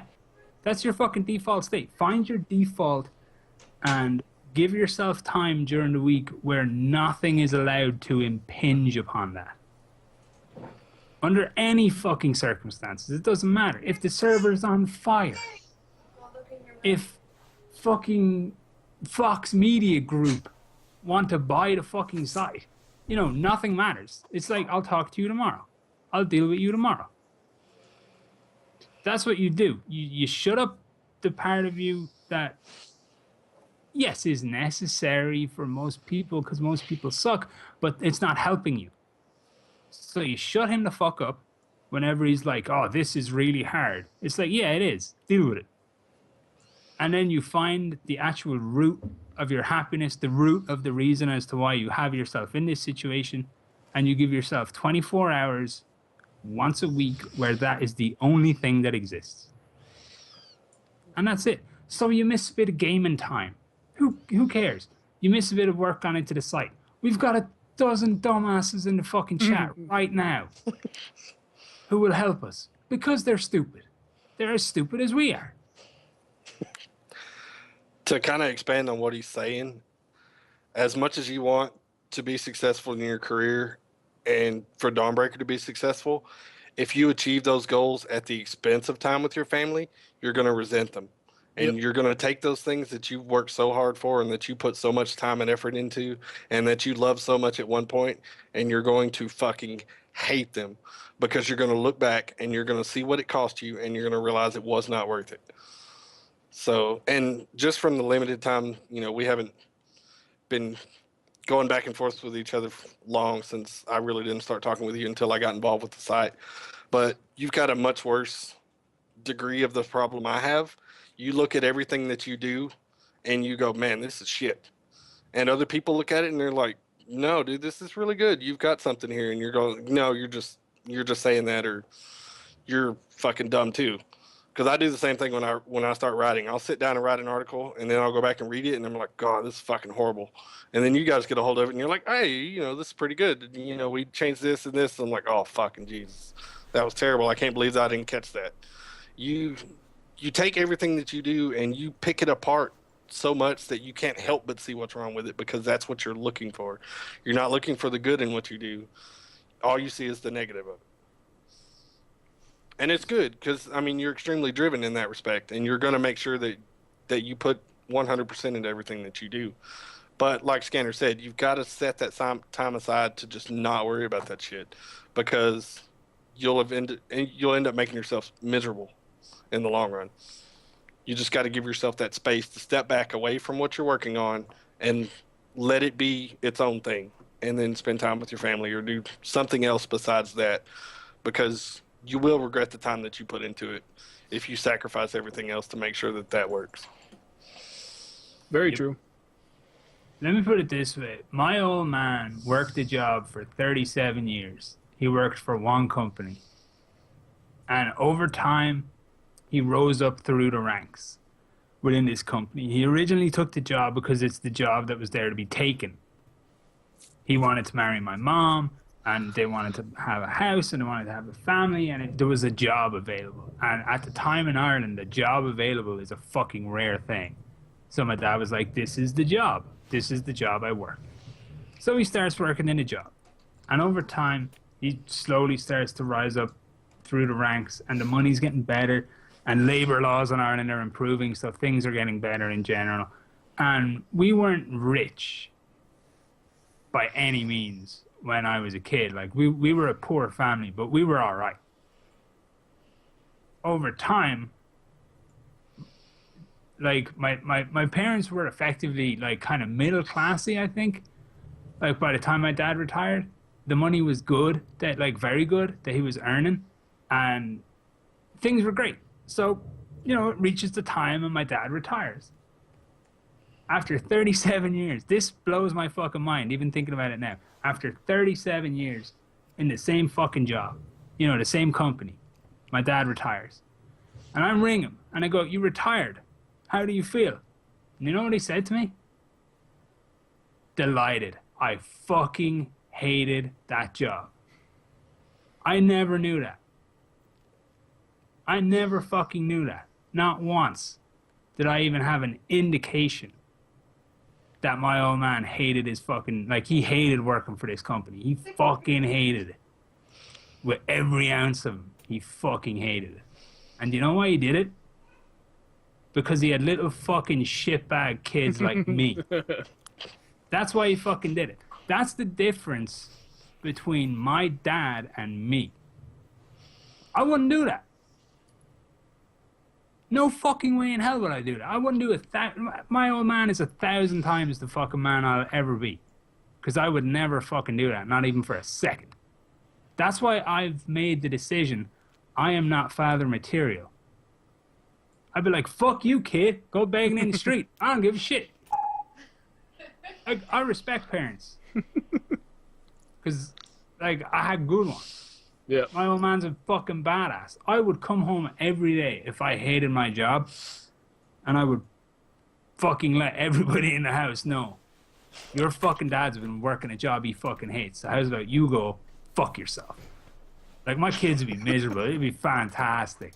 God, it'd be the best thing ever. But I can never do that. Never have kids.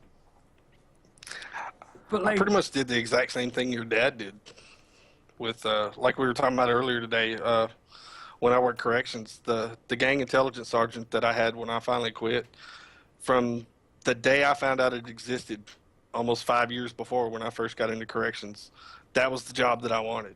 And I put all of my effort into getting that job. And I finally got that job, and I fucking hated it.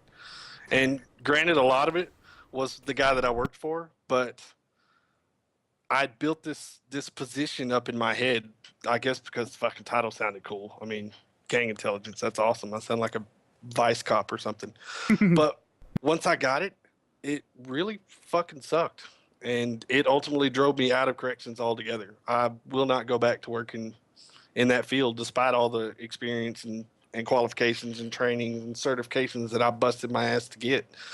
And I mean, it took less than 6 months for that one job to drive me out of that whole field. And you can ask my wife, I loved it up to that point. But once I got there, nah. I pulled an Icarus. Climbed too high, too fast, burnout. got too close to the sun. Exactly. Like, Solid reference.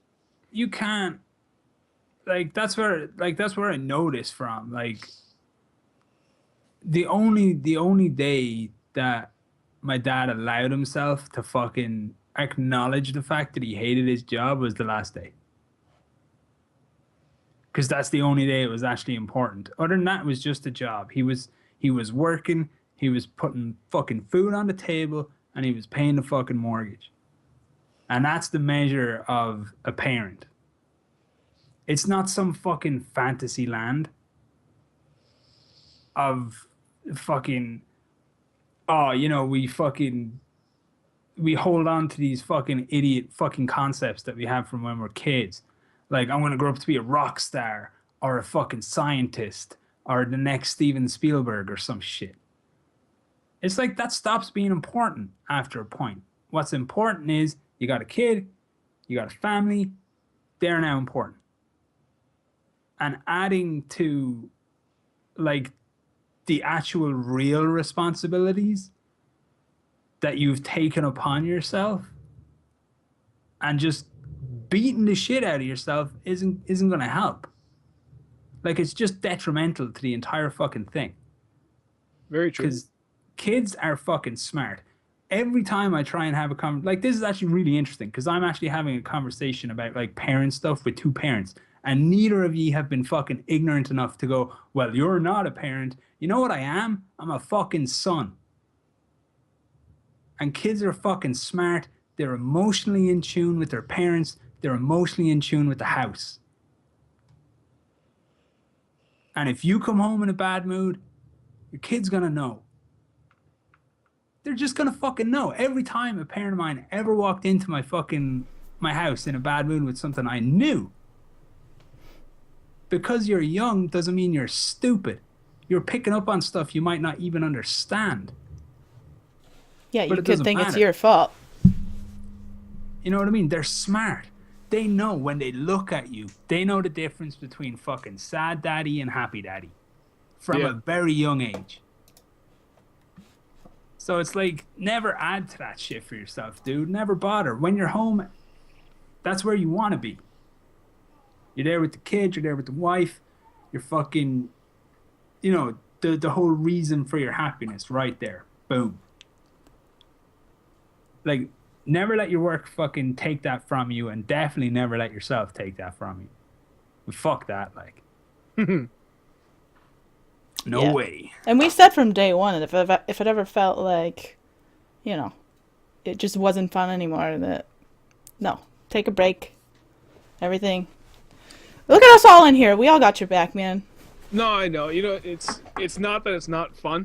the YouTube thing, that kind of became unfun. But that's why I stopped. That's why I haven't put any effort into it. It kind of makes me feel bad. I just signed that contract with full screen. That may have been a wasted effort, but we'll see how that goes. Well, something can be fun and also be stressful. Well, yeah, and that's kind of what it's become.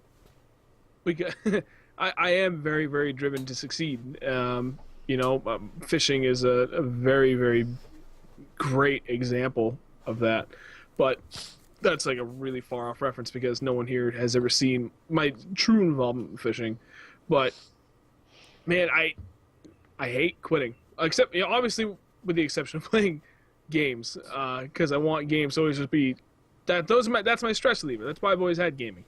It's a time killer and a stress reliever. But beyond that, I fucking hate quitting. More than anything else, I hate losing. And not getting certain things done to me feels like losing. And like losing is like an anathema to me. I think I used that word correctly. I cannot fucking tolerate it. I am very competitive and I take everything almost as a competition. So not reaching personal goals, not living up to people's expectations. Man, that whole thing with work, finding out that I have not been living up to expectations, that fucking hurt. That hurt me deep down and cut right through all of any false sense of pride I had. And so now I'm kind of going through and rebuilding everything that I'd worked so hard to achieve that I apparently let go. It's just right now, like life always has felt like a competition to me, for better or for worse. But it's helped driven me to be better than everybody that I can be better than. Obviously, there's a limit to how good I can be at anything, and I accept that. But I don't like letting people down, and more importantly, I don't like letting myself down. And I feel like all I've been doing is letting fucking everybody and myself down in every facet of everything that I do in my life on a daily basis. So, yeah, I don't. I've been running from the truth, and like what Scanner said, I guess, and to some degree, I've been running from the truth of the fact I can't keep doing this. I can't do it all, and that's fine. It's not the end of the world. I just need to make something happen, so I'm not so fucking stressed every single day that I feel like driving into a fucking tree on my way home. Expectations are funny to me. Like I love whenever I think about goals that people set for themselves, I always sit there and I nod as people tell me everything that they're going to achieve, and I smile and I tell them, yeah, sure thing, buddy, come back to me in about 6 months and we'll talk about goals. Because most of us, we have a habit of setting our goals steeped in fucking ignorance. We have no idea what the fuck we're talking about when we're setting our goals. I'm going to start doing this, and within 6 months, I'm going to be whatever. Really? You've got no fucking experience. You have no understanding of what it is you're trying to do. So how's about you get those two fucking things, and then you set goals? Like, that's the way I look at goals. It's like goals are things I'll set myself when I have like a modicum of an understanding about what the fuck it is I'm talking about. So whatever goals that were set for like your involvement with Dawnbreaker, no offense, were set under those same circumstances where you had no fucking clue as to what the actual workload of that was going to entail. I saw a child. I know, I was going to say a wild child has appeared. It's just like, whoa. That's my youngest. But like, they're goals. Goals are there to be fucking reevaluated and reset as our understanding of things progresses. That's goals. They're not set in stone. They're not promises that we made to fucking Jesus. Goals are sources of motivation and inspiration, but they're not a fucking prison that we have to hold ourselves in. If they were, we'd all be fucked. Oh, yeah. Like, it don't work that way. That's something that I have difficult letting go of. Well, tough but shit. I know. You're right. It's funny because everybody on the chat gets to see what an actual, like, honest-to-Christ conversation with me is really like. Yo, and it's if you're on fucking different. Late night TeamSpeak with Scanner, it just... You talk about stuff, man.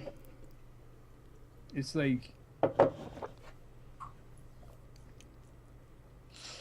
I know that you like to be involved. I understand that. But it's not the definition of who you are. Like, being here on a podcast, that's obviously something that's cool. But other things can be done by other people. You know, you don't always gotta be...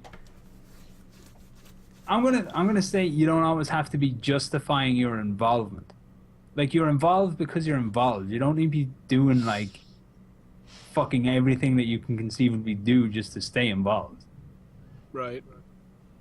I would rather work on a project with you, as we are with Dawnbreaker, and I would rather see you work on that project less, but be a happier person, than see you work on that project more and be fucking miserable. Because I'm not a dick. Like, or at the very least, I'm a selfish dick, and that impacts my life. So, you know what I mean? I'd rather see you be happier than like, do a little extra work myself than see you be fucking miserable. That's me, though. I think that's a general sentiment. I mean, if you're miserable at it, then it's going to start showing through in the things that you do for the site anyway. Yeah. Everything's going to leak. Like, everything's going to leak through. Like, I don't know how personal or deep you want to get on a fucking podcast, but there's like a dozen things I could say right now. Yeah, I'm good. You know? I think we've gotten deep enough today. Yeah, I think it's time for some change. Which sucks. This is the best podcast ever. You're welcome. But you all make too many good points that, I don't know, I think it's one of those, maybe I guess deep down I kind of did realize the truth of everything, but it really just kind of needed a polite and deep punch in the face reminder. It's or just good to get that. to point it out. You need that every now and then. Yeah. If I didn't have the missus pushing me to write, I wouldn't write. Because, like I said, every time I look at what I do, I'm just like, oh, this is fucking terrible. And then she smacks me in the head with the book, and she's like, fucking get over yourself. It's not that bad. I wasn't even going to submit my first article, especially when I found out I was reviewing a game that Scanner had already reviewed, because pretty much if he didn't review a game, I don't even bother to buy it, because for the longest, he's been my opinion, and I'll fanboy on it. I don't care. I highly value Scanner's opinion, because I know that when he puts his opinion out there, it's legitimate. He's not going to, Sugarcoat it. Nope. you know, he's like, this fucking game sucks. Don't save your money. Lords of the Fallen. I asked him, I was like, hey, have you reviewed this game? And he's like, don't buy it. He's like, it's terrible. He said, the only reason I'm playing it is for screenshots. He's like, that was my review. It's miserable. So I was like, okay. And I read some other reviews, and they all pretty much said that. Yeah, they're like, oh, this game sucks. It was bad. But yeah, it's good to have that openness and someone there to tell you, hey, take a step back. Yeah. Scanner will be your wife. Dude, Get I've you got in so many gear. wives. Like, I've got my real live-in wife here. I've got you, Jess. I've got Roxy, my first original internet wife. I got Scanner, my man international internet wife. My international man wife. My Nah, just international stick with the internet first man. wife. International man wife. Man wife sounds I good. fucking say. No, you don't. And by the way, you're the little spoon in this relationship. But that's You cool because I'm a bitch. big pudgy like Baymax type dude, so I make a good big spoon. I finally watched that movie. Holy shit, was it I love depressing? the way Snoop thinks he's in any kind of relationship with me that doesn't involve him being in the kitchen. Where else? would Can't I let be, him in the to be kitchen. honest? Exactly. Keep I'll me in eat there you out of eating house and and home, bro. distracted. As for articles, Ghost, the only bad article is one that isn't written. Like, because that one has no value. Like, if, you know, it doesn't matter what the thought is in your head. If you, like, start it and it doesn't go maybe where you want it to go, or it's not, like, it's just not working, you know, it's not turning into the thing that you see in your head. It's like, okay, so I can argue this into this, into this, into this, and I can make a really cool point. It doesn't matter, because you started you tried. And sometimes you just need to develop a good sense of when something is and isn't working, but never call anything bad. Yeah. Like Well, not of your own work. You know, shit all over other people's work. Like other people's stuff is allowed to be bad because they're putting out like a finished product. yeah. Did know, you just like, awkward slide me? Working on. You got to stay loyal to yourself. You need to be a little bit kind of bullheaded sometimes when you're writing. You got to be like, right, you know, I'm gonna either finish this or I'm not. Well, I've got to where I stopped deleting stuff, which used to be the biggest problem. I'd write something and then I'd immediately delete it. And then I'd go back later and be like, shit, I could use that now, but it's gone because I deleted it. So now I'll just, like I did, I think with the Far Cry article maybe that I wrote, I had a bunch of shit down at the bottom that I'd written for it that I ended up not using, but I didn't want to get rid of it. So I just relocated it and ended up scrapping it in the long run. But before, I would have just deleted it and it'd have been gone. Yeah. Yeah, please don't do that, because your Far Cry one is one of my favorite things that we've ever posted. Yeah. Yeah.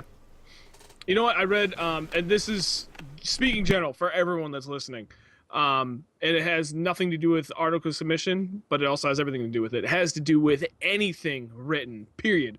Could be fucking an email you got to write to a coworker, maybe an email you got to write to your boss. It could be a letter you're sending to family. Heavy hitting topic, light topic. You want to write an article, you want to talk about something on YouTube. Does not fucking matter. Best advice I ever read, which was recently, it doesn't matter what you write, fucking write something. It could be complete fucking garbage, and you could rewrite 100% of it, but you put something on paper, and that is a starting point. And sometimes that's all it takes. Like I said, it could be the worst fucking garbage anyone has ever written, to the point where they literally want to punch you when they're done reading it because it was that bad. But it's a starting point, and it will drive you to work on it from that point. And you never know. I mean, most cases you'll probably put out something that's half decent that, yeah, will probably need some corrections here and there or some clarification to make it sound better. But as long as you put something down, that's a starting point, and that's all you need. So don't ever psych yourself out or talk yourself out of writing something. It doesn't matter how shitty it is. As long as you put something down on paper, you're light years ahead than if you never wrote a single letter. Yep. Well, that's like when I went to write the Far Cry 4, and then I realized that Scannerhead did it, and I said something about, oh, well, if you're going to write a review, make sure nobody's reviewed it, and you guys were like, fuck that, write it anyway. We want, you know, we want the viewpoints, we want multiple angles and all that shit. Even after y'all were encouraged me to write it, I was like, no, I'm not going to do it. Yep. So then I wrote it, and it was like, I'll just send it to them, and if they don't like it, they can scrap it. I was like, I'll let them decide what to do with it. That's one of the things I think would really benefit Dawnbreaker moving forward, and separate itself from the rest of the pack. Granted, I don't really read any other quote-unquote gaming journalism websites, but having multiple viewpoints per game, like, correct me if I'm wrong, but a lot of these big sites like Kotaku and all that crap, they have like their one review, and like that's it. That's kind of what defines their game for their website. I don't want that. I want multiple reviews from multiple viewpoints. And it'd actually be nice if we had contradicting views at times, because let's face it, I mean, yeah, there is some subjectivity to what is being said when you're reviewing a game, but there's also a good amount of opinion that's thrown in there too. People have different tastes, they have different expectations and so on. So yeah, to have multiple viewpoints about a game, it'd be fucking great if like 3 different people with completely different backgrounds and viewpoints and play styles all came to the same conclusion about a game, because then it's like concrete, like, okay, this is exactly what we're going to get about the game.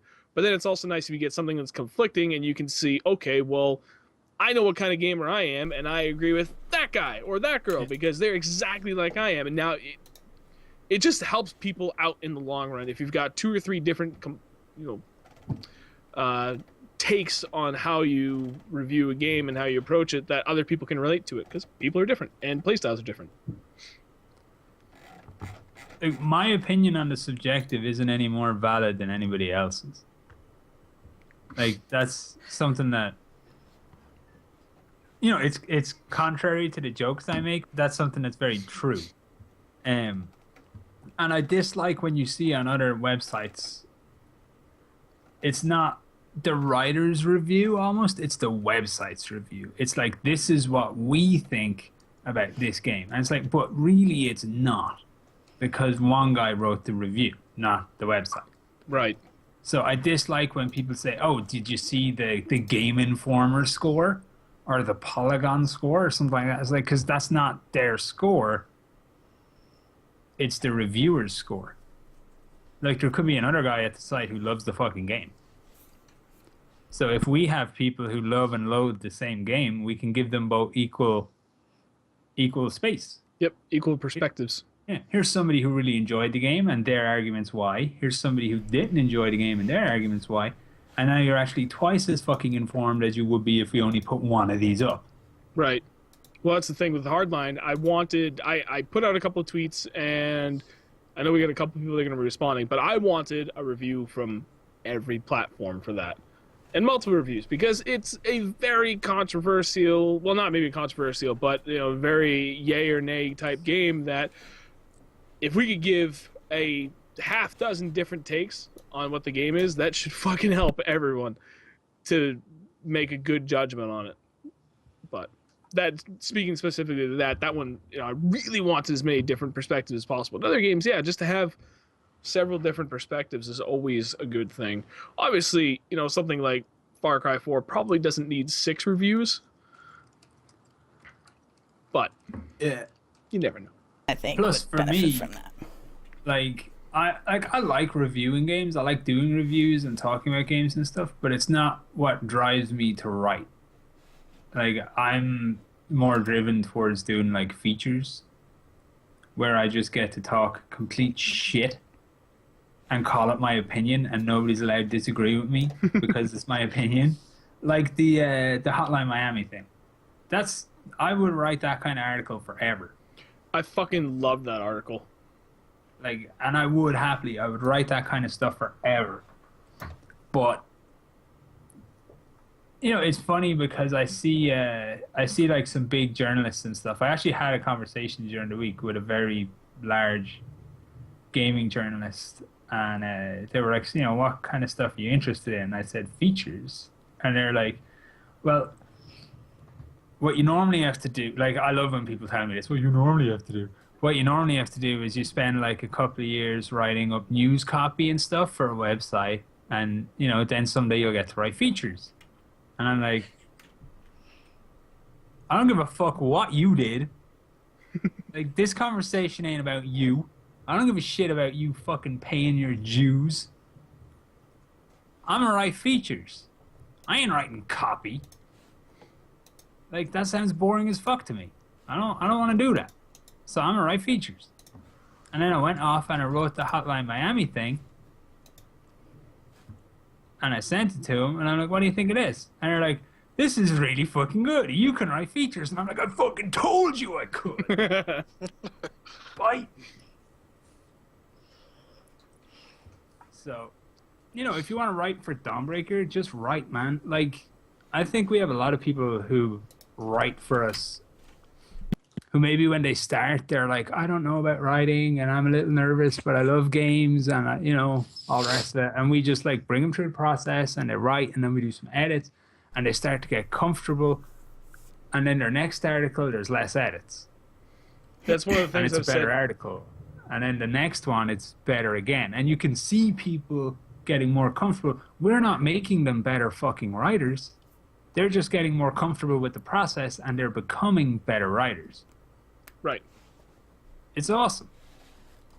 One of the things I've said from the get-go about so there was someone on Twitter that brought up like, oh, fucking not anybody can be a games writer. Not anyone can be a games journalist. That was the exact part of the quote, was not everyone could be a games journalist. The rest was ad-libbing. There was more to it, but that part stuck out to me, and I had to think about that. And it's like, okay, well, what exactly do you think qualifies you as a game journalist? And I thought part of that to myself, and I said, it does not matter whatsoever. What I feel makes a good review, doesn't matter if you went to school for game journalism or not. Can you adequately convey your thoughts on the game? Are you passionate about it? And are you knowledgeable about it? That's pretty much it. And that's exactly what we've seen from every single person that's submitted for us. Not a single fucking one of these people that has submitted anything is a quote-unquote games journalist, or even a journalist for that matter. And most of them probably haven't wrote anything other than what they had to do for assignments in school. But when you are passionate about something, and you are very knowledgeable about it, and you are eager to discuss it, that, in my opinion, is the making of a great review. And we've seen it in pretty much in everything that has been posted on the site. That's the common theme that's gone across everything. But the main thing I tried to do, if this helps anybody, whenever I sat down to write the Far Cry 4 review, I didn't talk about anything that I didn't feel like I had any business talking about. I stuck to, there's some graphical glitches because it's something I could see. Texture pop, stuff like that, some graphics tearing, shit like that. The gameplay mechanics themselves, how the story progressed and stuff, that's what I focused on. I didn't get into, oh, well, when you use the Predator sniper rifle, there's a 3.8 millimeter bullet drop when it should have only been a 2.7, because I'm not a freaking ballistics analyst or analyst. Blah. I don't talk gooder. But I didn't get into that stuff because I didn't. Just kidding. I didn't get into that because it's not something that I'm experienced with. I don't know enough about that to give a legitimate opinion on it. So if you sit down to write an article and you're worried, oh, I don't want to sound like a jackass, don't write about things you don't know about. Focus on what you know and put that into writing. That was the hardest part for me, was finding my niche when it came to writing the reviews. Yeah, I write something that I would want to read. Exactly. Or that I would want to read about. Yep. That's all you can do. Like, make the assumption that you want to know important stuff about games, so write about the things you want to know about in a review. And your review will work. That's just the way it is. You're a gamer. You want to know about the game, so make sure you cover off and, tick off the things that you would be interested in if you were reading somebody else's review trying to make up your mind as to whether you were going to buy the game. And you'll be absolutely fine. Yep. I think that's a good point to call it a night. It's 10 o'clock. We've been at this for 2 hours. The feels were real and deep. That's what she said. I was going to say something, but it's severely inappropriate, so I'll let it go. All right. Thank you guys for watching tonight. Greatly appreciate it. It's been one hell of a night. That was one of the deepest fucking podcasts we've gone through yet. And I thoroughly enjoyed it. I hope everybody else did too. It's quite eye-opening at times. Again, with the Patreon, if you haven't checked it out yet and you are feeling overly generous and you want to give us all your monies, please do so. Throwing your wallet directly at the screen does not always work, so I suggest you actually fill out the proper forms. Probably like 200 plus a month. We're looking at, it'd be pretty sweet. We're actually on our way. We're getting pretty close to the next goal of 900 a month, and when we do that, we're able to actually start paying people to come in and help out with the site in a myriad of ways, which is going to be hugely helpful for the website moving forward. Other than that, thank you guys. Oh, I'm forgetting something. No, you're not. Oh, you're pointing at something. Sorry. Maybe. Okay. Ghost, thank you very much for coming on as a guest tonight. Thank you for having me. Not a problem. We appreciate it. Everyone thank him for taking care of everything for the Dawnbreaker Gaming clan. That was pretty much him and Epona. I got that whole thing going. And he is the head of it. And then we've got some other people that are helping out with specific consoles or specific platforms. Keep the train rolling. Shit, there was something else I wanted to talk about, and I can't remember. That's really going to bother me because it's right at the end. I want to talk about the nicotine I want to get, because much like Snoov, I hate quitting. Wow. Next week, we are going to have the European invasion. We're going to have Phil. Good dude. He's actually put up 2 things on the site now. At least. Yeah, and the Phil most recent 25. one was his review of the Order 1886, which was actually, he had a video that he posted up on what was formerly Shoosty Bang, which has now become Dawnbreaker Gaming TV for the YouTube channel, and it did exceptionally well. Last I checked, it still doesn't even have a single dislike on it. feels good. He gets his point across very well in a short manner, which I apparently cannot fucking do. With that said, thank you guys very much for watching. We appreciate it. We'll catch you here for the podcast again next week. Same night, 8 o'clock p.m. Eastern Daylight Time. So it's 5 o'clock p.m. West Coast and 1 a.m. GMT, if I'm not mistaken. Yep. Thank you guys for watching. We appreciate it. We'll catch you guys next week. See nerds. DBG clan, tell your friends. Nerds.